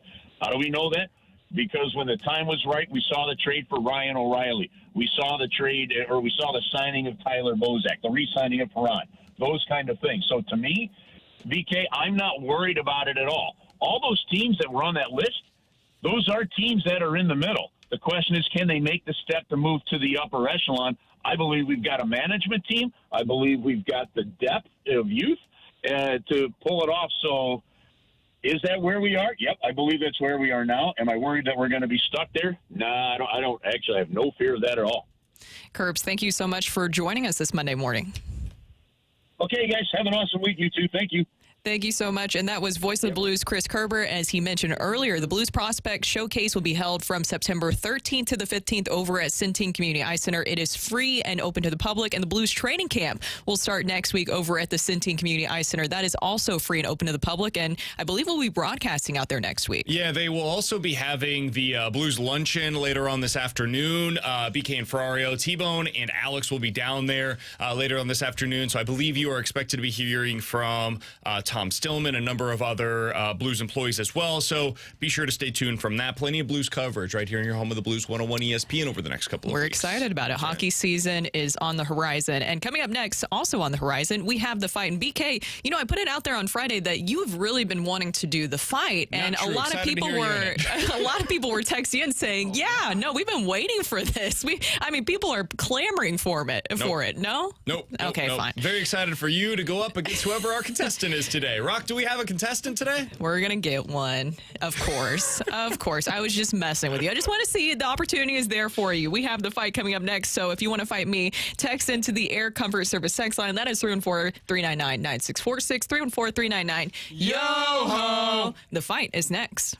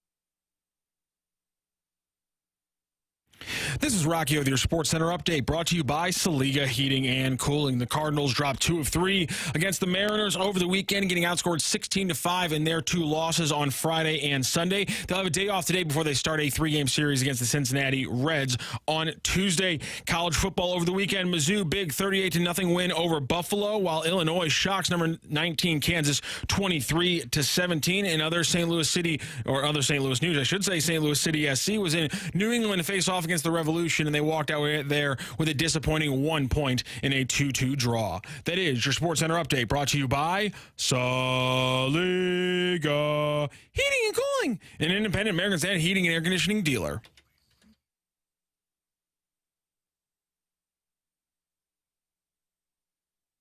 Welcome to the fight. In the red corner, Average Joe Listener. And in the blue corner, the undisputed king of morning drive. Please welcome Randy Carricker.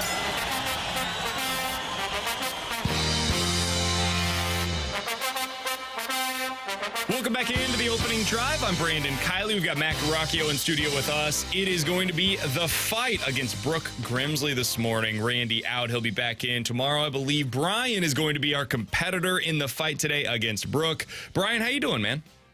I'm great. How are you? Doing really well. You coming in confident? You had a weekend to prepare for this? Are you ready for this fight against Brooke Grimsley this morning? I'm feeling dangerous.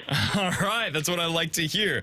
Let's get things started with an NBA question for you, Brian. Question number 1. One of the biggest shots in NBA history was Ray Allen's series-saving three-pointer for the Miami Heat back in 2013 in the NBA Finals.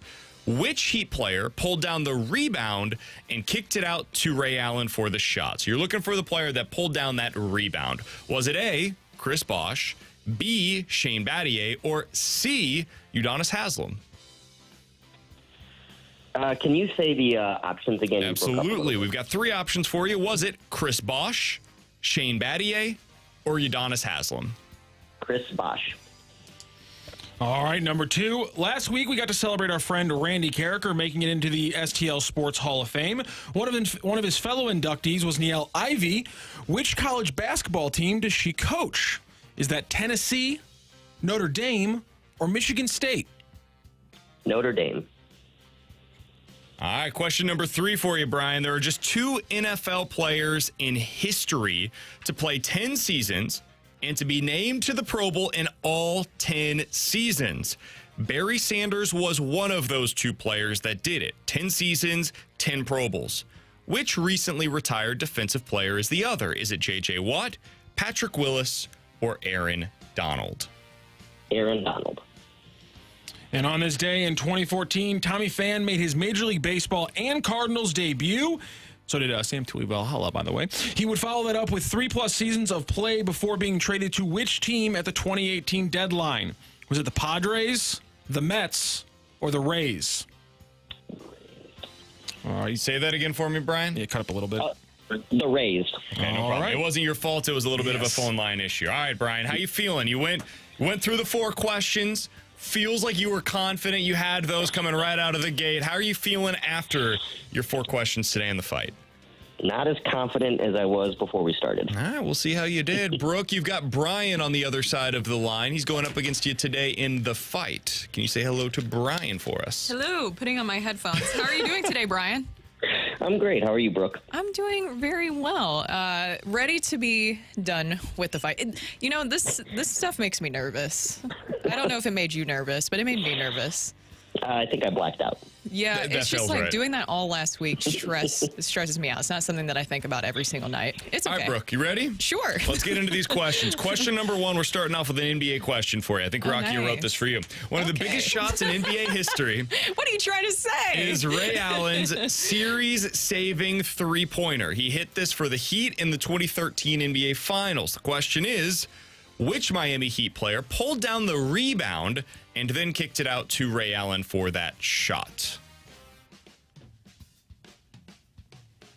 Well, who was the player that pulled LeBron down the James rebound on that team in the 2013 NBA Finals for the Miami Heat that ended up kicking it out to Ray Allen for what went down as one of the greatest and biggest shots in NBA history? I was sad that day. I was happy that day. I'm a LeBron guy. Okay, just give me the I'm a options. Spurs guy. All right. Even though you did, you just say okay, never mind. I'll just give me the options. The only reason I said that is because you just said LeBron was on that team, so I felt know, like it I'm was looking okay. I for wasn't giving anything away. context clues. Was it Okay, A, Chris Bosh, B, Shane Battier, or C, Udonis Haslem? Bosh, Battier, or Haslem? Those are the three options for you. So none of those were LeBron, which is what I was initially Correct. going to go That's why I didn't with. feel bad saying it. Makes sense now. That does. Ooh. Yeah, I think Chris Bosh feels like the right answer here. All right, Big number shot, 2. Bosh. If I remember correctly. Big board Bosh Hey, you in this thought that case, I didn't know. guess. I remember LeBron was on that team. I'm more of a casual NBA fan. Nothing wrong with that. Remember some big moments. Brooke, last week we got to celebrate our friend Randy Kerber making it into the STL Sports Hall of Fame. One of his fellow inductees was Niele Ivey. Which college basketball team does she coach? Ooh, the Fighting Irish. That was my best Randy Kerber. I'll give it a C. She's having a better week than Should I do better weekend than Marcus Freeman? I mean, a low bar to clear, but I would suggest yes. And then her son plays for the Pistons. There you go. Yeah. That was almost the trivia question. Man, Brooke was locked in on my Niele Ivey trivia. Damn. I am a huge fan of hers because she has done, any woman who is out there just succeeding in that way, breaking barriers, I'm a huge fan of. So it was awesome meeting her. I changed it from the Jaden Ivey question to that one. Damn, you were locked in I remember either way. covering that. Question number 3. There's just 2 players in NFL history, Brooke, that have played 10 seasons and were named to the Pro Bowl in all 10 of those seasons. Barry Sanders is one of the 2. Which recently retired defensive player is the other? Played 10 seasons and was named to the Pro Bowl in all 10 seasons. Who was that recently retired defensive player? Recently retired. Recently. Rock's trying to help you out here. What? No? I'll keep my head down. I was just saying Rocc tried to help you out with that hint. It was a good hint. With the recently? Yeah. Okay, well, just give me the options just in case, please. All right, is it A, J.J. Watt, B, Patrick Willis, or C, Aaron Donald? Oh, recently. Aaron Donald, then, if we're going with recently here. J.J. Watt was my first initial reaction. What are we going with it? Watt or Donald? I'll go with Donald. Okay. Because it was recent. I like context clues. All right, Brooke, on this day in 2014, Tommy Pham made his Major League Baseball and Cardinals debut. He would follow that up with 3+ seasons of play before being traded to which team at the 2018 deadline? Is that the Genesis Cabrera trade with the Rays? You said 2018, right? Yep, 2018. Or 2014, excuse me. Or 2014? No, 2018, sorry. Yeah. 2014 was his debut. 2018 deadline is the trade. Yeah, with the Rays. That's when they got Genesis Cabrera. I'm going to go with Rays. All right. And they got 2 other guys, too. Rocc? All righty. We got to do some work here, ladies and gentlemen. Go crazy, folks! Go crazy! You both hit the jack, so I was about to say. we got to go to a tiebreaker. We got a winner here. Sorry, Brian. You did really good. Not enough. We're going to go to our tiebreaker. Brian, if you've never done it before, here are the rules. I'm going to read out the question. Brooke, do you have a piece of paper? I've got this for you here. Here we go. Perfect. Okay. Let's get an eraser over I do there. not So you got have some Lindenwood paper. Thank you. space there, no problem. Great job. A little Sorry. teamwork there, everybody. So, Brian, while Brooke gets her whiteboard ready, I'm going to read out the question. After I have read out the question, we're going to give Brooke Grimsley This a is my moment first to tiebreaker. Yes, it is, to write down her answer. After she has written down her answer and showed everyone in studio the number, we're then going to give it to you, Brian, and whoever is closest to the pin is going to be the winner of this fight. So Brooke's going to get her answer first, then we'll get your answer, Brian, and then we'll confirm Brooke's answer over the air. Whoever's closest to pin is the winner. Do you understand those rules, Brian? I do. All right, Brooke, are you ready with your whiteboard? I am. I have something to admit. I am so nervous that my hands are a little bit sweaty. Palms are sweaty. Mom spaghetti. These palms are heavy? Yes. And I couldn't open the marker at first. So luckily I got it open. All right, here we go. I didn't have to reveal that, but I just, little behind the scenes action. Been talking about a lot of Mizzou today. Well, this is a Mizzou tiebreaker question. Kinda. It's Mizzou related. All right. It's not as college numbers. It's as NFL numbers. But get off my back, BKGs. All right. Jeremy Maclin, first round pick of the Philadelphia Eagles, would play a lot of seasons with the Eagles and have a little bit of cup of coffee there with the Kansas City Chiefs. Lost the second round pick to get him. Yep. Well worth it. Yeah, there you go. What was Jeremy Maclin's career receiving yards total through his 8-year NFL career? What was Jeremy Maclin's career receiving yards total through his 8-year NFL career? Long-time Eagles wide receiver. Chiefs as well. Of course, one of the greatest Mizzou players of all time. I'll never forget the game where he single-handedly mollywomped Nebraska. Long live Jeremy Macklin for that one alone. Brooke, writing down her answer. Usually I hear permanent markers scraping across Lindenwood paper. I'm and now sorry. it's silent. It's silent. It's silent now. The net pops just aren't hitting the way they usually do. There we go. Thank you. Okay, the natural there you net go. pops. All right. Do I like Price is Right this? I wouldn't go with $1. No. Closest without going over, right? No. Yeah. It's just closest. You can go over or under. It doesn't matter. It's just the closest Then you could technically overall. get a tie. Okay. Yes. Okay. I believe I know what that is. What? Sorry, it was just the Is first it number. The little? first number was throwing me off. Is that correct? What you're writing down? Yeah. Okay. So we have Brooks. We have Brooks' guess. Brian, what is your guess, sir? I have no idea. I will go 5,912. All right, 5,912 Two very different numbers for is us. Brian's guess. Brooke, what was your guess? Reveal it to the listening audience. Well, I just did. It was, I erased it now, I'm sorry. Oh. But it was, I think, You 7,180. had 7,180. I was confused about the 7. I didn't know if that was supposed to be a 9 or what it was. That's what I was confused by. Don't make fun of my sevens. That's why I was asking you to clarify. So The important part is that we've got a winner. Exactly. 5912 from Brian, 7180 from Brooke. One of you is closer to the pin, and so we have a winner in today's fight. Does Brian take down the Grim Reaper with a tiebreaker after a perfect round, or does Brooke Grimsley go out a winner before the return of Megamind? Ring that bell. The winner and still champion of the fight, Randy Carricker. The fight is presented by Golf Discount of St. Louis, with the most experienced club fitters in town. Why shop anywhere else? Just win, baby, and that's what Brooke Grimsley did. I am sorry, Brian, but Jeremy Macklin finished his 8-year NFL career with 6,835. You were both pretty close, but Brooke Grimsley was a little bit closer. No Price is Right rules here, though. So you are the winner, Brooke Grimsley. Brian, great job in the fight today. Thanks so much. Want to shout out my good buddy Joe Catalano. There it is. Joe's getting a shot today. Well, thank you so much for joining the show today, Brian. Last 2 days, my bad. Thanks so much. Thank you, Brian. I was locked in on the winner, Steve, last week. Whew.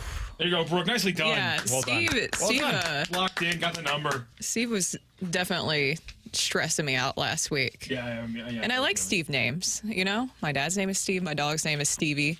Okay. And Steve was stressing me out in the fight. It was a really good fight last week and a great fight today against Brian. I am so glad that that's over with because Randy Carricker, Megamind, is back for the rest of the week and he can take care of business with the fight. Coming up next, we're going to take a look at the win for Mizzou, but should we be giving flowers to Mizzou's defense? We'll discuss that coming up next here on 101 ESPN.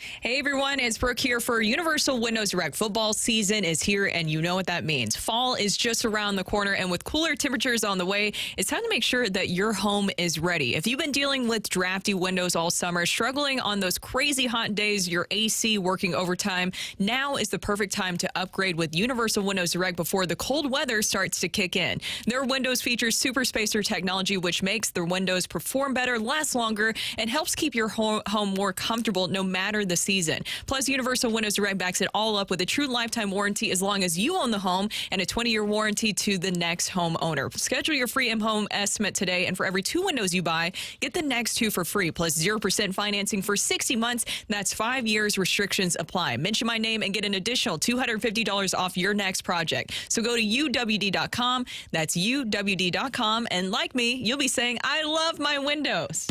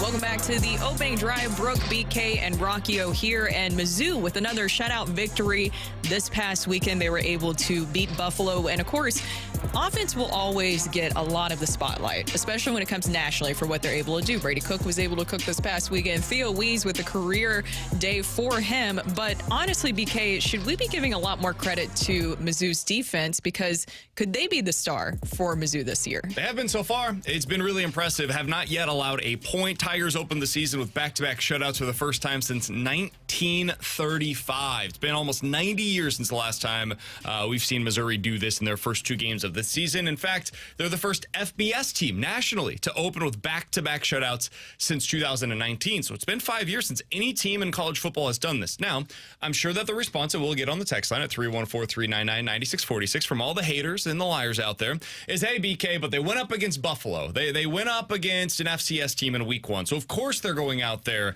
and dominating them defensively. And that would be reasonable. But this week, Miami played Florida A&M and allowed 9 points. So, like, it's not a guarantee that when you go up against these teams, you give up a whole bunch of nothing, right? A lot of teams will put in their backups, their third stringers, and by the end of the game, you give up 17, 20 points, whatever. It's a blowout, but you give up some points going the other direction, or you give up a big play. Missouri has allowed 0 plays defensively so far this year, Brooke, of 20 or more yards. 0. They just are really sound defensively. And this is the question that I asked on our show last week is it possible for Missouri's defense this year to be better than it was last year? I don't think it'll be more exciting. I don't think it'll be more fun to watch. I don't think they'll have the same amount of success as a blitzing unit as they did a year ago. But they might be more sound. I don't know that they have anybody that is as talented as Darius Robinson or Ennis Rakestraw like they did last year, 2 guys that were picked in the top 75 in the NFL draft. But overall, they appear to be deeper. They appear to be a lot faster than they were last year, especially at the linebacker position. And they appear to have more depth specifically on the defensive line so they can rotate through guys and keep them fresher later into the game. So I think it's possible. They finished the year, like if you just look at scoring defense last year versus scoring defense this year, I think there's a pretty decent chance that this year actually ends up being the better unit overall. And that's why I said going to the season, one of the biggest things I was looking for, you know what you have in Brady Cook, you know what you have in Luther Burton. Of course, those players can continue to grow every single year. We talked about, it's hard to replace Cody Schrader, but defensively, there was a lot of changes. Robinson is a huge loss for Mizzou's defense. Yeah. And also, you lost your defensive coordinator, whether you believe in that matters or not. Still, the philosophy is there, and it goes back to Eli Drinkwitz. Still, losing a defensive coordinator is never easy because usually there's some sort of growing pains there. But where I think that Eli Drinkwitz succeeded and where he has succeeded is the transfer portal. Absolutely. You bring in that Miami transfer, Corey Flagg, and he led the charge this past weekend. He did it in the other game, too, with 6 tackles and 1 tackle for loss. You also have Marvin Burks Jr. He grabbed his first career interception. So once again, Drinkwitz is able to really utilize the transfer portal to help really supplement some of the losses that they've had. I'm not sure there's anybody in the country that's better at utilizing the transfer portal to supplement their overall roster than Eli Drinkwitz. And he's done it since the day that he got to Mizzou. I remember when he first got there, the first thing he did is, I've got a shopping list and it includes touchdown makers, is what he called them. And what he was talking about is, dude, this team does not have any receivers on it. So he goes out, he gets Kiki Chisholm, he gets Damon Hazelton, a guy that came over from Virginia Tech. And were they great? No, but they were a hell of a lot better than what they had internally. So they improved in that area. And then he goes back to the transfer portal the next year and he gets a bunch of defensive players. They just supplement the defense and say, we have got to make this a better unit than what it was. And so they upgraded the floor when he first got to Mizzou. And what they've done recently is they're upgrading the ceiling. Now they're going to the transfer portal and they're getting guys like Nate Noel and Marcus Carroll who can be running backs that are starters for them. These were guys that ran for 1,000 yards at their previous school, and they come in and are now combining for this two-headed monster in the backfield. They go out and get a #1 cornerback for them in the transfer portal this offseason, and Toriano Pride. They go get 2 starting defensive ends for them. That is not what a lot of other teams are capable of doing. Ohio State did it, but they also spent like $5 million to be able to go out there and do it. Missouri doesn't have quite the same amount of funds. I think overall, when you look at the hit rate of Eli Drinkwitz in the portal, he might be doing it as well as just about any coach in the country right now in that regard. And that's the difference between when we looked at, obviously, that huge loss for Dabo Swinney last week. When you're talking about the transfer portal, you have a coach that really is against it, and then you have the new age coach that really is utilizing this. I think Eli Drinkwitz, we were talking about this during one of the breaks. When you're looking at the obvious faces of college football right now, I don't think it's out of the question. And I know that some people say, we already got some people on the text line, BK, saying, those were 2 cupcake games. Here's the thing. It's true. It is true. But with what Eli Drinkwitz has been able to build, there's a reason that his name was already in conversations for when Nick Saban left Alabama, because he is the new age coach with the 12-team playoff format. He does have the ability to use the transfer portal, use NIL, and that's something that every single college football team wants right now. So I think there's a chance for him to really, if he stays with Mizzou, which I believe that he should, especially because the grass isn't greener on the other side, really build up a name and face recognition with Mizzou. I think so. It's hard to do at a place like Missouri at the same level as you could at Georgia, Texas, Ohio State, etc. But he says stuff that's interesting, and that's going to get a lot of headlines, right? He's winning. Right now, Missouri is 6th in the country in the AP poll right now. That is something that will draw headlines. I saw just a little bit ago, AP released their column coming off of the top 25 this week, and the headline is SEC takeover could last a while with a few non-conference challenges that remain. As of today, if you look at the top of the AP poll, #1, Georgia, #2, Texas, #4, Alabama, #5, Mississippi, #6, Missouri, #7, Tennessee. So half of the top 16 in the AP poll right now is from the SEC. It's amazing what's happening right now in this conference, and Missouri's one of those teams that's at or near the top of the list. And when you're dominating in this conference, that's going to generate a lot of rave reviews. It's going to make your name one of the ones that ends up getting, anytime there's a head coaching position that is open, Eli Drinkwitz's name will be thrown out there by the media. But I mentioned this to you during the break. I think he's in a really good spot right now because we talked about Marcus Freeman at Notre Dame, who just lost this past weekend to Northern Illinois. He's probably going to win 9 games this year, 10 games maybe this year at Notre Dame. He's done that each of his first 3 seasons at Notre Dame. You know what's going to be the conversation after the season for him? After winning potentially 9 games? Do they move on? That's going to be the conversation, because if you don't win 10 plus and get to national championship conversations at Notre Dame, you failed. If you go to a place like Alabama or Florida or Auburn or some of these other places that have these unrealistic, in my opinion, expectations year to year, if you aren't in the college football playoff every single season, the first question that gets asked is, why did you fail this year? At Missouri, if you do that once every 4 years, they'll build a statue of you and potentially rename the stadium after you. It's like, it's a very different situation for him. And I think it's a really good one. And I think he's built a hell of a program already so far in his time at Mizzou. And now they will face Boston College, a team that proved that you cannot underestimate them. So that will be a big challenge for Mizzou. Now, there was a lot of somebody who didn't face a cupcake team, and there was a lot of upsets this past weekend. We have to give a lot of credit to Illinois. They were able to beat, at the time, 19th ranked Kansas this past weekend, 23-17. Definitely a statement win for Brett Bielema and co. I think so. I think he deserves a lot of credit for this. I think he deserves a lot of credit for where the program is at right now. Now, last year was disappointing, no doubt about it. And I'm not trying to cape for them in that regard. But you look at it, the 2022 season was a really good one for Illinois for their standards as a program. They went 8-4 that year. There's a chance this season you go at least 7-5 or better. And if they do that, it would be the first time that they've gone 7-5 or better in 3-year stretch, twice in 20 years. This is not the usual for that specific football program.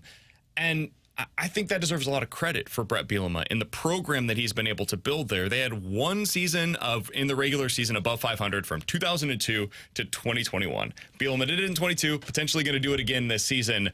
That was a hell of a win. I think they should be ranked in the top 25 personally, coming off of that victory. I would have them in my top 25 over a team like Clemson, for example. Are they ranked? They're not. Illinois, no. They're right on the outside looking in. They were top team that did not end up in the top 25 in terms of the vote getting. So I think they probably will get in there eventually, but what they were able to accomplish over the weekend, that's the kind of win that Missouri had last year against Kansas State that allows you to dream as a fan of what the rest of the season can be. And Brooke, this goes back to a conversation we also had off air. If ever there was a perfect season to implement this new expanded 12-team playoff, it's this year. I think you have a clear and definitive top three: Georgia, Texas, Ohio State. They're the three best teams that I've watched so far this year, and it's not close with anybody else. After that, though, like, Alabama has some warts. I don't know what this team's going to be this season. And they're ranked 4th in the country. If you look down towards the bottom of the top 25, Nebraska looked awesome this weekend. I think some of that was Colorado's bad. But also they've got a really fun freshman quarterback, and they've got some defensive playmakers on that side of the ball that are going to be super interesting for them. And they're ranked 23rd right now. It's like from 4 to 23, I don't think there's a massive gap right now, which leads to a hell of a lot of fun in the year where we have the 12-team playoff. Yeah, it really is exciting. And you touched on something there with Colorado, because a lot of people are talking about Deion Sanders and what's going on with the Colorado program. And we kind of get into that. But there's a lot of other storylines and a lot of great parity in college football. So we'll touch on this in our Rush Hour Reset, which is coming out next here on 101 ESPN.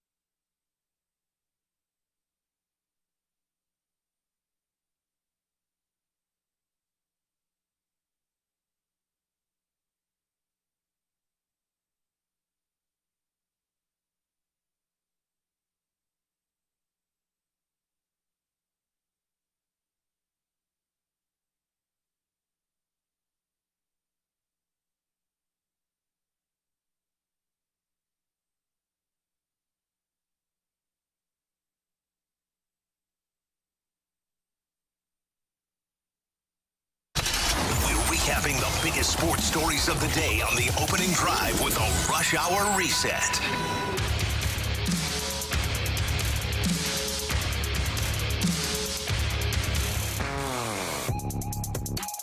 Brooke, BK, and Rockio here, and it's time for our Rush Hour Reset. We were talking about college football, and there were so many good stories from this weekend, depending on which team that you're a fan of, but a lot of crazy stories as well. Things are not going well for Colorado, and BK, you said this earlier, that it was a great win for Nebraska, but maybe Colorado is really bad at this point. There's always so much conversation surrounding Colorado because of who their head coach is, Deion Sanders, and he always finds a way to put himself in the public spotlight. And so does his son. By the way, if you didn't see the final score, Nebraska beating Colorado 28-10. It was an absolutely terrible game for Colorado.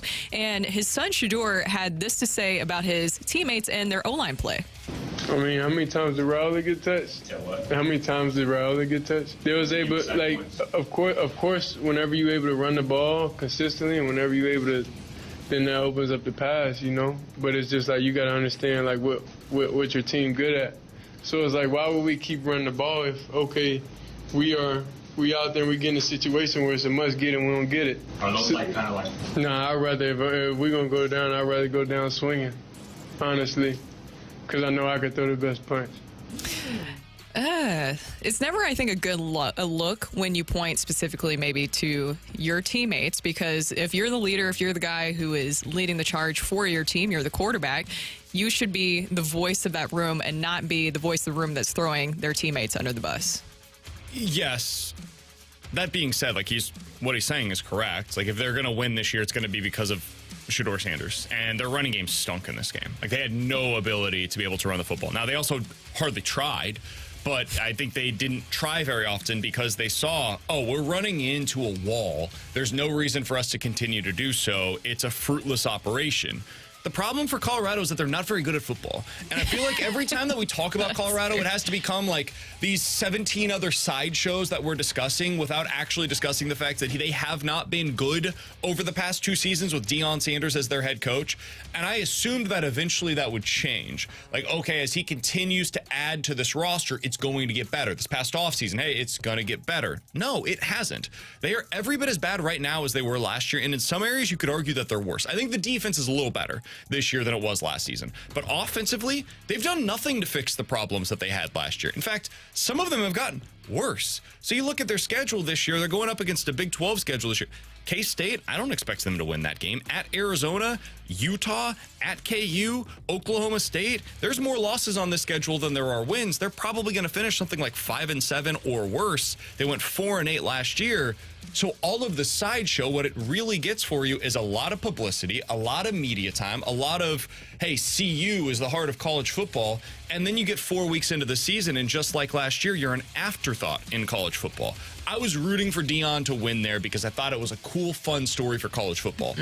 This has no longer been cool or fun. It's sad. And as I watched them play football against Nebraska on the road last weekend, I just watched a team that appeared to be completely overmatched against an opponent that's a borderline top 25 team. And you're right. I was rooting for him too. I wanted it to work out. But now my wheels are kind of spinning a little bit because, you know, he is the master of kind of like PR, like moving things around, doing distractions. Do you think that maybe there was a lot of talk because he knew that they wouldn't be good this year? Do you think that there was a lot of distractions that he purposely put out there because he knew that playing-wise that this was not going to be a good team this year? I think that's who he is. Yeah, that's true. I mean, that's Deion was this way as a player. Like he is what he is, and I don't think that what he is a very good head college football Power 5 coach, and that's fine. I think he wants to coach his kids. I think he wants to coach Shedeur, and so now the question becomes, by the way, he was sacked 5 times in that game, and so you're right. I mean, offensive line-wise, that is not going to cut it, but they just haven't been a good team. Do you think that he just wants to coach his sons and then maybe leave Colorado? Maybe. I mean, the thing is, where's he going? Is he going to like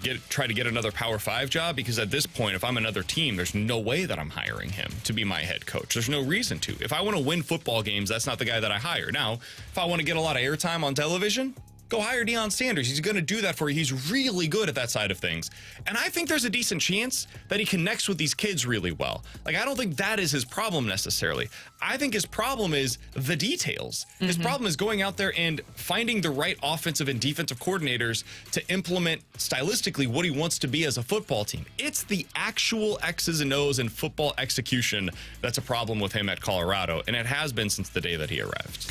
That is some of our college football talk. Also, we need to touch on the Cardinals with the day off today, but they did drop the series finale and the series to the Mariners this past weekend to kick off their 6-game homestand. Not a great way to kick that off, of course. Miles Mikolas was not great. He allowed 5 runs in the first inning, and the Cardinals were down 7-0 after the second inning, leading to the 10-4 victory for the Mariners. Just not a great way when you're talking about momentum-wise for this team, because they were able to pick up some series wins against some pretty good teams. But then, BK, when you saw on the schedule that you saw that they were going to face, I believe it was, I can't remember. I know the Mariners obviously sub-500 team, but you're facing several sub-500 teams to kind of close out the season here. Typically, that would be a good thing, but it seems like all year we've seen the Cardinals play to their competition. Yeah, they played really well in that stretch of games where we went up against the Dodgers and the Brewers, Twins, Padres, Yankees. They played some really inspired baseball for the most part. But I think this weekend was some cold water to the face of anybody that had optimism remaining about the St. Louis Cardinals. You're 72-71 right now. They're 6 games back of the Braves or the Mets, whoever you want to look at there. They're tied currently, those two teams are, for the final wild card spot in the National League. Let me put this in more fine terms if I can. If those teams, the Braves and the Mets, were to finish with a 500 record the rest of the way, the Cardinals would have to go 17-2 to be able to overcome either of them in the wild card standings. It's over. They have a 0.5% chance of making the postseason, according to Fangraphs. It is time for them and for all of us to turn our attention to 2025. And I think, as you saw the announcement over the weekend that Gary LaRocque was going to be retiring at the end of the year, I think we've seen with the Sean Armstrong decision and getting Riley O'Brien back here, I think we've seen with them bringing Jordan Walker back up and getting him now everyday opportunities in right field, with their actions more even than their words, the Cardinals are starting to flip the page to 2025. Now, I hope the same decision-making is there for the rotation. Do not allow yourself to be like, we're in contention mode. No, you're not. You're not technically eliminated, but you're done. And we all know it, and I think they know it in their heart of hearts. That means making decisions where you have to pull a veteran from the rotation, not Andre Palante. And the contract is the big part of there, is that the contract typically plays, but what we're talking about here is outside of the box, typical Cardinals thinking of not doing the same formula over and over again. I think that you're turning the page, but I think fans are also ready for that page to turn for a different vision, different philosophy for this organization. Yep, agreed. I think that's fair. But that's an off-season thing, right? Like, we can't get any answers on that right now. The thing that you can get answers on here in the next week or so, I would say, is what the rotation is going to look like. They've considered a 6-man. It sounds like, according to Katie Woo's reporting, that is unlikely to be what they go with. They'll go with the 5-man rotation down the stretch, and they have some decisions to make. Matz has already been moved to the bullpen. They've explored the idea of bringing him back into the rotation. We'll see on that. I don't think so. It sounds like Lynn is going to be a part of the rotation. There's one spot left. Is it going to be Mikolas? Is it going to be Palante? I think they should stick with Palante. He's been the guy that earned that spot in the rotation more so than what Miles Mikolas has been so far this year. That's BK. I'm Brooke. Coming up next, we'll head to the celebrity line to talk to the TV voice of the Cardinals, Chip Caray. That's next here on 101 ESPN.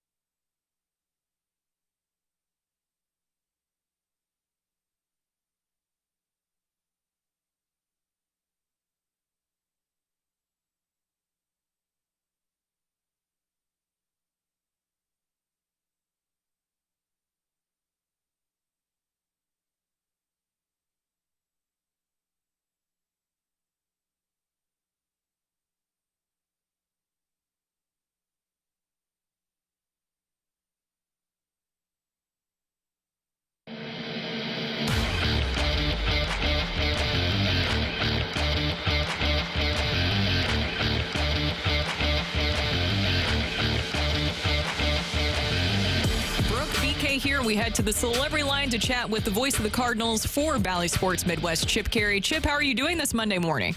Hey, I'm doing great, guys. How are you? Hope you had a good weekend. Oh, we had a great weekend. It was great seeing you over at the ballpark the other day. It was Hall of Fame weekend. What can you say about the guys that got in, especially Dave Duncan? I was saying this earlier, Chip. I feel like he should go to Cooperstown. Yeah, I don't think there are any coaches in Cooperstown, which is really weird. It's a shame when you think about the guys that have been so instrumental in developing guys at the major league level. Leo Mazzoni in Atlanta, of course, and Dave Duncan, one of the greatest pitching coaches of all time. Great guy. I was chatting with Tony La Russa after one of the games here in St. Louis, and I said, there are only three people in baseball that I was really intimidated to go up and talk to. One was you, Tony, because Tony could be kind of off-putting at times if you came to him with a stupid question. I said, two was Vin Scully, and three was Dave Duncan. And he turned his head to the side and said, why Dave? I said, well, I wasn't sure he had teeth. I never saw the guy smile because he was all business all the time, and you didn't want to let him down by asking him something stupid about one of his teams or his pitchers. But a great honor for all those guys. Whitey Karowski, a great player in the 40s here. His son did a great job with his speech, and Matt Morris, too. But for me, the highlight was watching Dave Duncan break down in tears on the stage, knowing what this moment meant to him, what all he has been through personally the last couple of years, and what he meant to St. Louis, and that so many people came out to honor him. It was really, really well done and a great day for all of us. Yeah, it really was the highlight of the weekend. Of course, the low light was that it was not the best start to the homestand for the Cardinals and their 6-game homestand, dropping the series to the Mariners. But what was your big takeaway from the series loss? The Mariners can really, really, really pitch, and the Mariners really, really can't hit all that well. But we sort of fixed them in 2 of the 3 games. Look, the Mariners are kind of a weird, funky team, right? If you could put the Cardinals and Seattle together, you might have a really, really good team with the pitching and the offense. Seattle's pitching staff is excellent. They're loaded with number 1 guys. We ironically beat their best guy in Logan Gilbert, who made 2 bad pitches in the game, and it cost him 2 runs because they don't score for him. That was a real test of endurance and grit and grind for the Cardinals. Ali said it best about yesterday's game. It was over before it started. Miles didn't have 2 good innings, and that was all she wrote with Castillo in that bullpen. So we lick our wounds, enjoy an off day today that's needed for everybody, and get after it with the Reds, a team we owe a little payback to after they treated us so rudely back at the Great American Ballpark. Chip, you mentioned Mikolas in the day that he had yesterday. I'm not expecting you to come on here and announce the Cardinals rotation plans, but I'm curious, as you look at what they have in front of them, they've got 6 guys currently in their rotation, technically, and they've got a decision to make if they're going to go down to a 5-man rotation. In your conversations, whether it's with Ollie or people around the club, what do you think is going to go into their decision in terms of what they decide to do there? I think all those things you talked about, performance certainly. Look, the climb to the playoffs is getting tougher and steeper by the day. That's looking more and more difficult. If you're trying to throw the guys out there that are pitching best, I don't think you can make the argument that Miles has done that. Can he turn it around? Absolutely, he can. He's done that before, but he's having his worst year as a Cardinal right now. You've got Steven Matz, you've got Lance Lynn coming back. It wouldn't surprise me if they go to a 6-man rotation down the stretch to keep guys upright. If the Cardinals were out of it, I think the decision-making process would be a lot easier. You could go to the minor leagues and bring up McGreevy and Graceffo and guys like that and take a look at them. But the good thing is, until there's an X by your name that says you're eliminated, you send your best guys out there. They have to determine if right now the way Miles is pitching, he's one of them, or Steven Matz or anybody else. But for Mikolas personally, he's had a tough time of it, and it's apparent. He hasn't won a game, I think, since July 27th or right after the All-Star break. That's 8 starts. And he's had a lot of runway, and there are other guys that are options. But, again, that's a decision way above my pay grade, and I hope he gets another chance, and I hope he can finish strong because we need him. He's under contract for next year. I don't think we got to ask you this last week, but what did you think of Steven Matz and how he did in the starting rotation the other day? I think he did fine. He did really well. It's in there for Steven. I know it's frustrating for Cardinals fans because he's been here a while and he's been hurt a lot. But we saw him pitch very well. He got through the lineup a time or 2. Yesterday, he pitched very well in his 4 innings. He gave up the home run, yes, but over 4 innings, he did a good job coming out of the bullpen.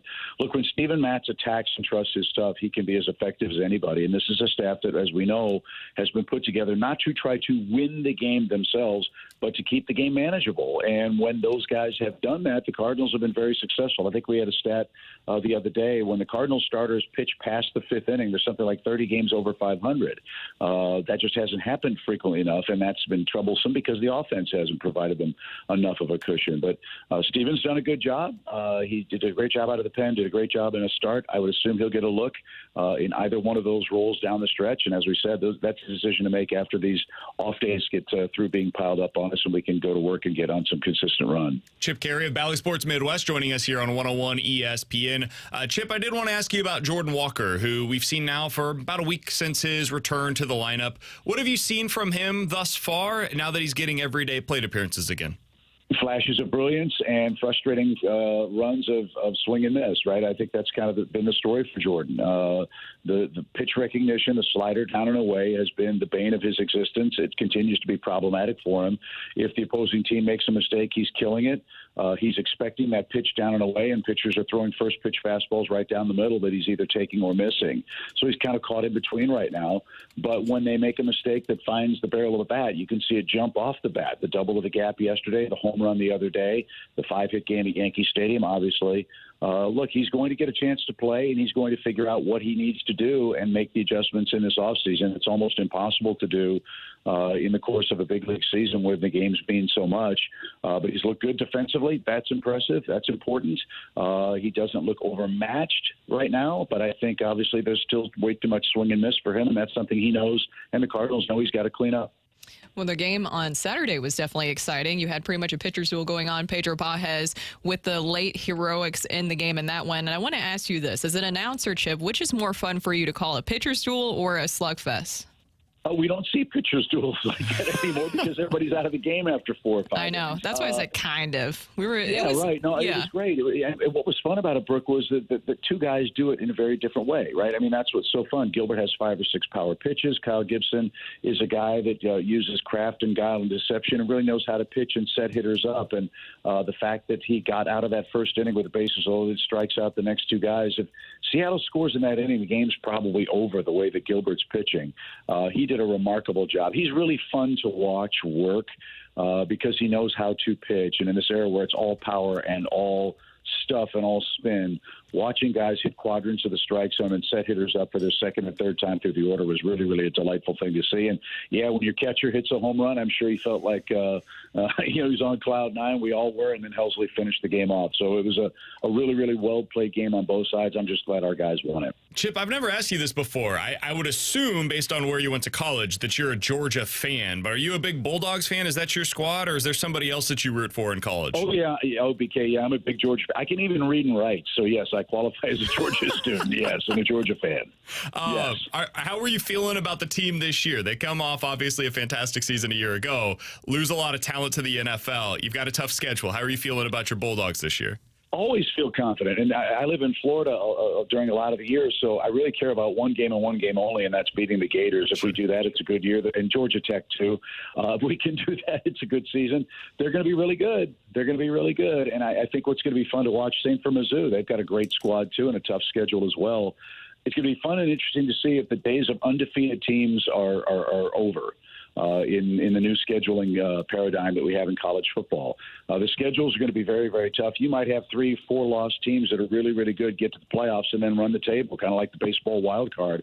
I think it's going to be fascinating to see how Georgia, how Mizzou does, how all the teams in the rough and tumble SEC fare, and that's what makes it fun is the unrealized adventure that's ahead for all the squads. And Mizzou's off to a good start. Georgia's off to a good start, and we'll see if maybe we meet in postseason play. Brooke, Georgia has at Alabama number 4 in the country, at Texas number 2 in the country, at Ole Miss number 5 in the country, and then a home game against Tennessee number 7 in the country. If they do it again, then they will have earned it. Yeah, I was going to say with that schedule, Chip, if they are able to somehow plow through all of that, then yeah, they're going to be the best team in the country again. Well, and as we know, being Cardinal fans, everybody looks good in red. So you guys are free to jump on the bandwagon anytime you want and say go Dogs. It's a very, very easy thing to do. No, I think we're good. Chip, I went to Mizzou. I'm not allowed to do that. That's not an okay thing. Your really? team has broken my heart over the last couple of years, so I'm out. And who's your team? Mizzou. Oh, Mizzou. As an alum. Okay. See, I married a Clemson girl, so we didn't speak for a couple of weeks, but leading up to and after the game. So I was on the couch for a while. So hopefully she'll let me back in her good graces shortly. Nice. All right. Well, thank you so much, Chip, for joining us. Okay, guys, we'll see you next week. Take care. Chip. All right, thank you, Chip. That was voice of the Cardinals for Valley Sports Midwest, Chip Caray. The Cardinals will continue their 6-game homestand facing the Reds starting tomorrow. First pitch will be at 6:45 for that game. Coming up, it was a wild week 1 in the NFL. We'll give you our highlights and lowlights next here on the opening drive.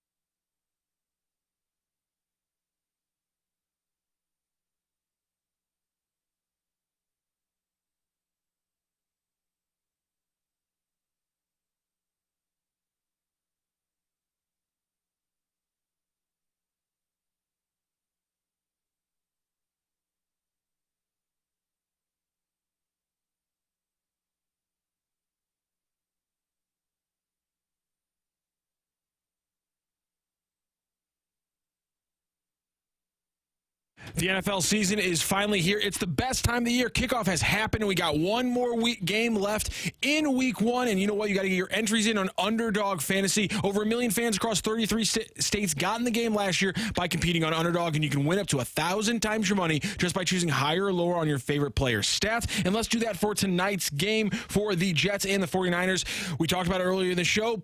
Picks a little bit higher, touchdowns a little lower in the passing game. So we're going to go higher than 0.5 interceptions on Aaron Rodgers. Again, a lot of high completions, low yardage games. So we're going to go higher on 21 completions for Brock Purdy of the 49ers. And again, the rushing games have been better. So Christian McCaffrey higher than 112.5 rushing plus receiving yards. So we're going to go Rodgers with a pick.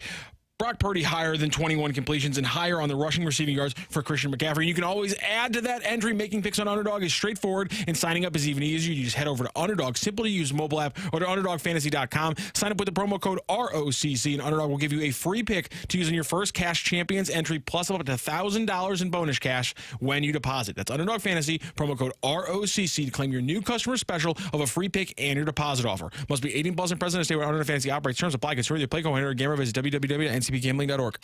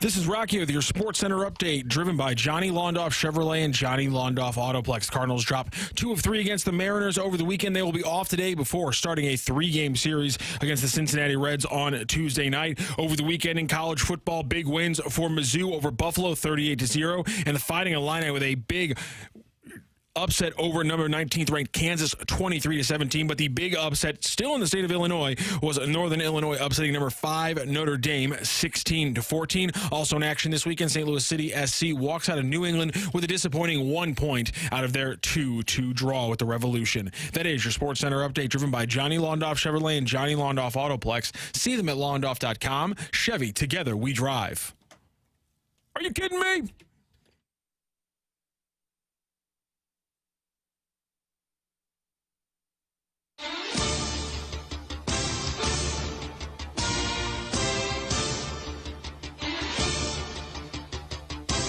Brooke, BK, and Rockio here, and it was a very exciting week 1 of NFL. There was a lot of storylines that happened. I mean, we can go from Tyreek Hill and everything that happened in that game to Dak Prescott signing that major contract, which is not surprising, but good to see that the Cowboys were able to do the right thing and get that done. But now we have our highlights and lowlights from the NFL this past weekend, and we'll start with our highlights. And BK, I'll get us kicked off here. Please. So, the Rams losing to the Lions in overtime last night, 26-20. Anytime the Rams lose is fantastic. But the star of that game, in my opinion, was Cardinal Ritter alum Jameson Williams. He was the star of the show, and he is an absolute beast. If you watched him back here in his high school playing days, you already knew that. But now seeing it translate to the NFL is absolutely just chef's kiss perfection, BK. It's so great to see. And he also finished with over 100 yards. That 52-yard touchdown that he had was absolutely insane. White was just gassed trying to keep up with him. And there's a lot of St. Louis area connections with that Lions team. And I'm telling you that the Lions are the real deal again this year. Last week, we did our NFL predictions for the year, and I had the 49ers and Lions playing in the NFC Championship game. Now, I did have the 49ers beating the Lions, but still, I think the Lions will meet those expectations again. And I think Jameson Williams will be a big key part there. And here is Williams after the game last night about him saying that he doesn't want this to be the biggest game of his career. Me personally, I expect to have a big game. I guess it's just big to the world just because it's my first one. But I plan to have a lot more, you know. I don't plan on this being my best game of my career. I plan on this just being the starter, you know, me being me.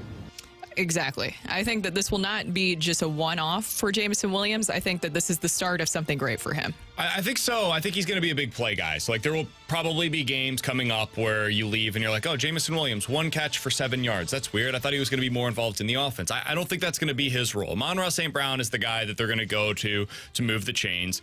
And then you have these big play opportunities like that 50-yard touchdown where you see him take the top off of the defense. And if they can do that consistently throughout the year, you're going to see a bunch of these big blow-up games where he goes for $150 later on this season. Jameson Williams is a really good player. I think it was as much about confidence as it was anything else. And now that he has some of that to go back to throughout the rest of the season, it's a really good starting point for Jameson Williams. I'm going to stay in that same division because there was another team that I went into the season not really knowing what to expect out of them because they lost their quarterback in Kirk Cousins, and now they bring in a unknown at best, or a known commodity that none of us expected a lot of at worst. I think that's the best way to phrase it, yes. And listen, I understand there's a caveat to what I'm about to say. They did play against the New York Giants, who might be terrible this season. Might? But, hey, Sam Darnold looked good, guys. Like, legitimately good. He finished completing more than 75% of his passes. It was the second best completion percentage of his career in any start of his career thus far. He only threw for 210, but only threw 24 attempts, so you're talking about 8+ yards per attempt there. That's a really good day. 2 touchdowns, an interception. You're always going to get that out of Darnold. You just can't get that out of him. But if that's the version of Sam Darnold that the Vikings get this season, if Marshy's listening right now, I bet you he'll probably agree with this. They have the chance to make the playoffs. Now, their schedule is unforgiving. They have San Francisco next week, and then Houston, Green Bay, the Jets, the Lions, the Rams, and the Colts. That is their next 7 games. Them going like 1-6 in that stretch might be a good outcome for them, given what the opponents are in that portion of the schedule. But I was impressed by what we saw from Sam Darnold this weekend, and if he can be that version of himself this year, they'll be happy with him as a transition into J.J. McCarthy going into next year. Exactly. He showed off the cannon a couple times, and obviously defensively, they deserve a lot of credit too with the Vikings and what they were able to do. Daniel Jones, I read this to you during the break, and I have to let everybody know about this too. Daniel Jones has thrown 3 pick sixes and only 2 touchdowns since signing his 4-year, $160 million deal. Wow. More pick sixes than touchdowns is that's certainly a stat you don't want to be associated with. Yeah, I would say. It is. And that's not even my low light, because here is my low light. You guys know. Okay, deep breath here. I'm a Titans fan. You have real confidence in your team, and I will never understand it, but... Because I want to be... Will you give me a moment here? BK, I haven't even started, and you're already with the low blow, because he's it's making... your low light. I know. Well, because here's the thing. This weekend, the Titans, of course, they were up 17-0 against the Bears, and I felt confident enough, because the Bears are really hyped to go in the season because of Caleb Williams. I felt confident enough when they were up 17-0, BK, to tweet or X out. I feel great about this new Will Levis, Callahan era, Brian Callahan era, and I put that out there into the universe, BK. I was like, okay, this feels good enough to be able to do. Surely they won't crush my hopes and dreams. Surely Will Levis will just not implode and throw one of the worst pick sixes I've ever seen in my entire life. And sure enough, it happened. That tweet aged like milk, and here is the moment that I was talking about, Will Levis and his pick six. On 3rd down and 6, here they come. Borden's coming. Levis gets wrapped up, flakes it ahead. It's picked off. Tyreek Stevenson will give the Bears the lead on another defensive play. Caleb Williams threw for 93 yards on 29 attempts, was sacked twice, and the Bears won 24-17. Thank you. I didn't know that. Just kidding, I did, BK. So, yeah, that was 3 one of the yards per worst. attempt, and he won. He won the football in 2024, where the passing game is really important. Okay, here's the thing, is that... They ran for 84 yards. They had... not even 200 yards of total offense. BK, and they beat your team. Thank you. I know all of these things. Look, this is very Titans-esque. If you are a Titans fan out there, I know that... 2 for 13 on 3rd down, and they beat your squad, Brooke. Kev, I know that you're on the YouTube chat right now. You know what I'm talking about. This is very Titans-esque. My Titans fans out there, you know, this is so Titans. But I'm trying not to be too sad about this. It is just week 1. We saw a lot of weird games. You were talking about Joe Burrow. He didn't look great. There's a lot of weird moments in week 1. I know Joe Burrow's good. I'm not sure that I know that Will Levis is good. Just give him time. The Bears won that game while getting 22% of their total offense from 2 plays after they had already taken the lead on the Titans. I'm glad we're all having a lot of fun with this. I think we're having a lot of fun with this. No, you guys are all right. It didn't make any sense. They had that game and they absolutely blew it. That is probably one of the worst pick sixes I've ever seen. I felt like take the fact that they got the return. It's one of the worst. It's one of the worst chosen thrown footballs in the history of the NFL. Brutal. And here's the thing: is that I felt like just watching it in that moment, there was no reason really for him to slide left. Just do the easy, smart play there. And I hope this is a lesson that is just burned into his brain, because it will be burned into my brain that I have to see that forever in my head and hear you guys make fun of me for it forever in eternity. But I hope that he realizes just take the sack. Just do that. Don't try to be Superman and try to make like a highlight reel worthy play, because then it also will happen like that, where you make the highlight reel worthy play for the other team. The Bears averaged 2.8 yards per play in that game. The last time that a team won while averaging 2.8 yards per play or fewer was 2017. Wow. It's been 7 years. Give me your low light, BK. Just give me your low light. The Bears did the other day. So your Titans defensively were fantastic. Like, you cannot be a whole lot better than what the Titans were, and they still found a way to lose. God, what an impressive debut for Will Levis. All right. So for my low light, it's another quarterback. I mentioned the Vikings. They had to replace a quarterback this season because Kirk Cousins decided to go to Atlanta. And here's what his debut sounded like for the Falcons. 60 yards of offense for the Falcons since halftime. And Cousins is sacked. Guess who? TJ Watt. Put an exclamation on this one. Okay. So that didn't go as planned for the Atlanta Falcons. Everybody had them penciled in as their winner of the NFC South because, like, hey, process of elimination. Who else am I going to pick, right? They add Kirk Cousins. They've got all these weapons. Hopefully the defense takes a step forward, got a new coaching staff in place. It's going to be better. How could it possibly get worse? And then you watch them play football and you're like, is this worse? Is this worse than what we saw last year? They had Desmond Ridder and they looked worse offensively. And Brooke, I think it's because the coaching staff doesn't trust Kirk Cousins to be fully healthy.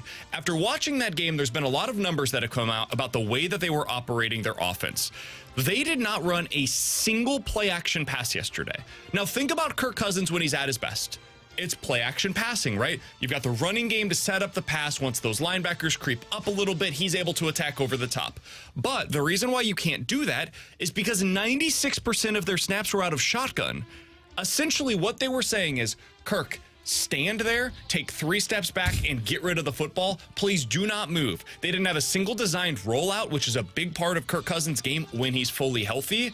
I am very curious to see what this looks like tonight for Aaron Rodgers, because it was increasingly clear the longer that you watched that game yesterday for the Atlanta Falcons, they do not trust Kirk Cousins to be able to move right now. I'm guessing that's because of the Achilles and the injury that he had a year ago. If this is going to be the way that they operate with him, they should be starting right now Michael Penix Jr. That's what I was going to say. They should because absolutely make the switch, because you can't operate this way. Michael Penix Jr. moves well. Think about the way that quarterbacks around the leagues are operating today, and how many of them are having legitimate success as just a statue pocket passer. It almost doesn't exist anymore. It's a fossil in the modern day NFL. If this is the way they're going to operate with Kirk Cousins, they will end up being a below 500 team. I'm hoping this is just a week 1 thing, and maybe it's because they were scared of the Steelers' defensive line. They wanted to get rid of the ball quick, make things easy on Kirk Cousins. They're going up against Philly. They're going up against KC over the next couple of weeks. It's not going to get a whole lot easier for them. They're going to have to put up points. This was not a good start for them. My low light, Kirk Cousins in his debut for the Falcons, an abomination. That was a disaster. Somebody needs to check on Anthony, because that was absolutely awful to see. Now on the other side of it, the Steelers winning that game, which was kind of shocking, especially when you saw the final score there and what happened. Justin Fields taking over as the starting quarterback. Russell Wilson, though, in full pads, ready to go on the sideline. I'm sorry, I couldn't get it out without He's such a goober.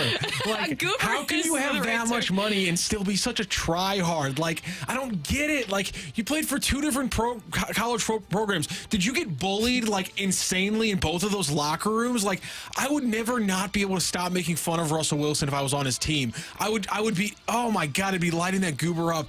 I'd be on this. Hey, Russell, you ready to go in? So, like, slapping him on the shoulders and stuff like that. Like, he was ready to go. I was a Russ guy early in his career. Like, I thought people underrated what he was with the Seahawks. Yeah.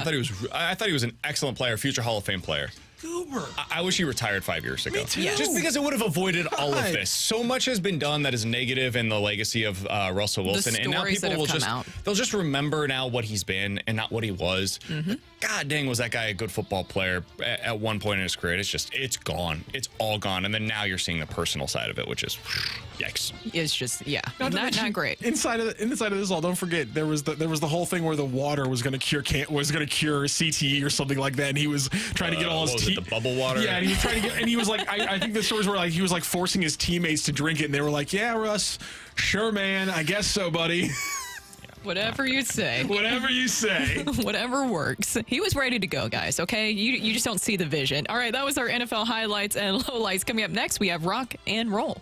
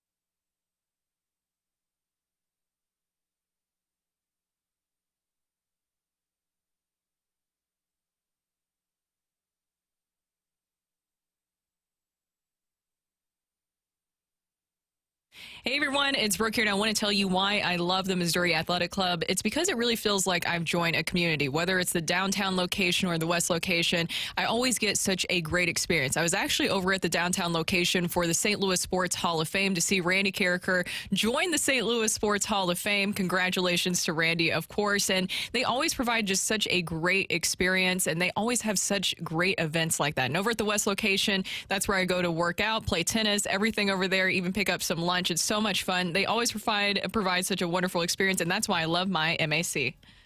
I was going.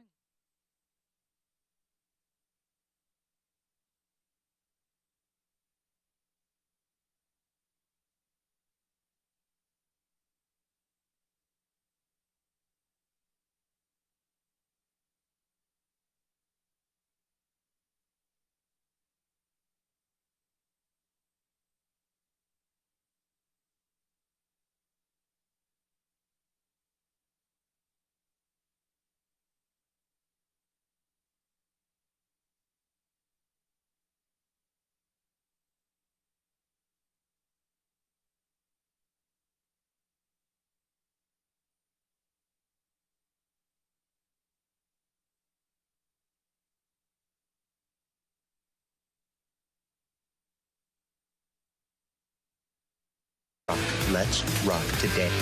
And this week, 101 ESPN is your shot to score a pair of tickets to Blues and Brews on Friday, September 20th at the Anheuser-Busch Brewery. Get fired up for the blues season at this outdoor street party. It features live music from a country star and St. Louis's own Charles Glenn. Plus appearances by Braden Shen, Jake Neighbors, Dylan Holloway, Philip Broberg, Drew Bannister, and Blues alumni. We're going to give you a chance to win here in just a moment a pair of tickets to Blues and Brews, and you'll have that opportunity on all the shows throughout the week this week here on 101 ESPN. So last season, on November 11th of the 2023 season, 2 Blues players in the same game racked up hat tricks. Name me those 2 Blues players that racked up hat tricks in the same game last year. It was against the hated Colorado Avalanche. Also, 101 ESPN salutes our nation's military for service members, their families, and anyone currently on base at Scott Air Force Base. You can join the Fast Lane for their annual Military Appreciation Live broadcast that's coming up next Wednesday, September the 18th. That's Wednesday the 18th from 2 to 6 o'clock. If you're on base, we hope that you'll stop by for the Fast Lane's live broadcast from 2 to 6 from Scott Air Force Base. It's all brought to you by Air Comfort Service Heating and Cooling and Insulation, CarStar, and by Budweiser. And now we have time for some rock and roll. Yeah, and that's what I think we obviously, I think we missed the biggest topic from the NFL this weekend, guys. Kendrick Lamar is going to be playing at the 2025 Super Bowl. And the reason his Twitter feed? Yes, it was insane. And the reason why there's 2 things that are big about this. One is that Kendrick Lamar is ending the Drake beef, and he's ending it with an absolute kill shot. If you don't know anything about the K-Dot and Drake beef, that's completely fine. All you need to know is there was a song at one point called First Person Shooter that Drake put out, and in that song, as a chorus of lines, big as what, big as what, big as what, big as the Super Bowl. And he says, man, this bleep damn near big as me. So Drake has these lines about the Super Bowl. Well, now Kendrick Lamar is going to be playing at it. So the beef continues. I love that. But that's not the only beef that's being caused by this, because the Super Bowl is being held in New Orleans. A man who's synonymous with New Orleans in the South happens to be Lil Wayne. And his management group is, quite frankly, pretty pissed off that Kendrick Lamar is the one doing the halftime show at a Louisiana Super Bowl and not Lil Wayne. His management yesterday was sending out some cryptic tweets, including just saying, we're pretty mad with how this went. When you treat the GOAT like this, you're going to find out what happens. So a lot of things going down here, all because of a... What does that mean? They're going to be mad that it was not Lil Wayne. That's all that's going to happen. This isn't the 90s. I'm just saying. I'm just happy that the Kendrick Lamar thing happened. It was a fantastic ad. He's sitting there with the jugs machine making the announcement. I just thought that was hilarious. It blew up for a while, and it's going to continue making pop culture fun. What do you think of the choice? I love it. I love it. I'm a K-Dot fan. When he plays, when he hits They Not Like Us, and they just, and I guarantee you they're going to do it like they did at some of the pop-up concerts. They're going to jam on that line for like a 30-second run of just hitting it over and over.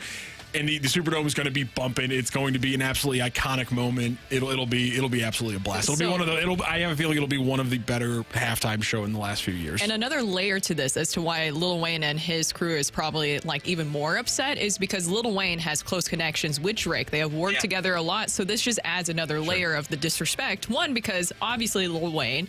When I'm thinking of New Orleans, I'm thinking of Lil Wayne, of course, and what he was able to do. And I am a huge Lil Wayne fan, but I understand that you kind of have to go with a hot hand. And K-Dot is just absolutely tearing it up right now. Yeah, it's not 2014. Yeah, that's the thing. I wouldn't have even considered Lil Wayne. Remember when he was a rock star for a little bit? When he went rock? If you wanted to do something where it's kind of like you've got a bunch of different collaborations that are taking place during the halftime show. You could have done that where you're just doing like, hey, we're doing New Orleans style music fest. When this was announced, you could do that, but you can't have him headlining in 2024 the halftime show. When this was announced, my thought was, well, Lil Wayne will be a part of this one because obviously he's from New Orleans. But then obviously his management team immediately starts throwing out that they weren't happy with the negotiations, which sounds like he might have been part of where they actually looped him in and said, listen, you're going to be part of the performance with Kendrick Lamar, but he's going to be the headliner, because it seems like maybe they referenced negotiations. It made me think like they were looped in on this, and that's partially why they're mad about what was being discussed in that one. I don't care. I think it's going to be a fun one, and I honestly, I've loved every single moment of the Lamar and Drake beef, and the fact that he is taking the Super Bowl as a moment to finish off this. It's the greatest. It's one of the greatest moments I've ever seen. My one thing, I hope that they have some kind of a role for John Batiste in the Super Bowl halftime show. I think that would be cool. If they can do some kind of collaboration there, I think. And this also means very good chance St. Louis's own Metro Boomin is going to have a big part on the stage in the Super Bowl. And I love that for our boy Metro Boomin, who obviously grew up with Randy Karraker's son. Did he really? Yeah, we talk every time we mention Metro Boomin. Somehow I missed that. Whoopsies. Yep. Whoops. Brooke being called out for missing that part of the segment. I didn't realize that they grew up together. I think they were same grade school and high school together. When you're in the public school system and you live near each other, it's the way it works. The mean streets of Creveport. Yeah, Parkway North, baby. Woo. Randy calls it's rough out there. You're right. I bet Metro will be out there. 100% Metro, especially because Metro's like the base of the beef. The beef keeps getting carried because Metro's been behind Kendrick the entire time from the get-go, and he obviously hates Drake. Is fantastic. Yeah, exactly. Exactly. Stuck in my head. Let's go. It's gonna be fantastic. It's gonna be a fantastic halftime show. It's gonna have some St. Louis flavor. I'm all for it. There you go. Did we pick a winner out for the trivia question? We have not yet picked a winner out, but we are getting the correct answer in, and I'll let everyone know we're going to pick the winner from who was already texted in right now. It was Pavel Buchnevich and Braden Shen. They both racked up 3 goals in a 8-2 victory over the Colorado Avalanche in Colorado for the Blues. 2 hat tricks for those 2 players. That was a happy day. Yeah. It was a good day. Perfect. All How right. did the rest of the season go from there? That was November 11th. How did we do from there? Happy day. There we go. Thank you so much, Rocc. Pleasure.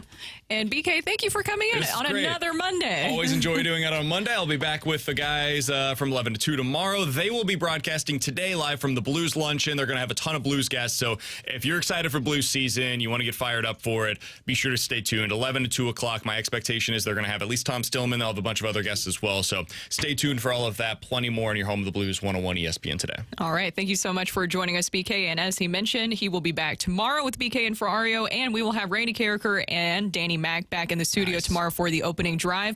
But for now, thank you all for listening, and the balloon party is coming up next.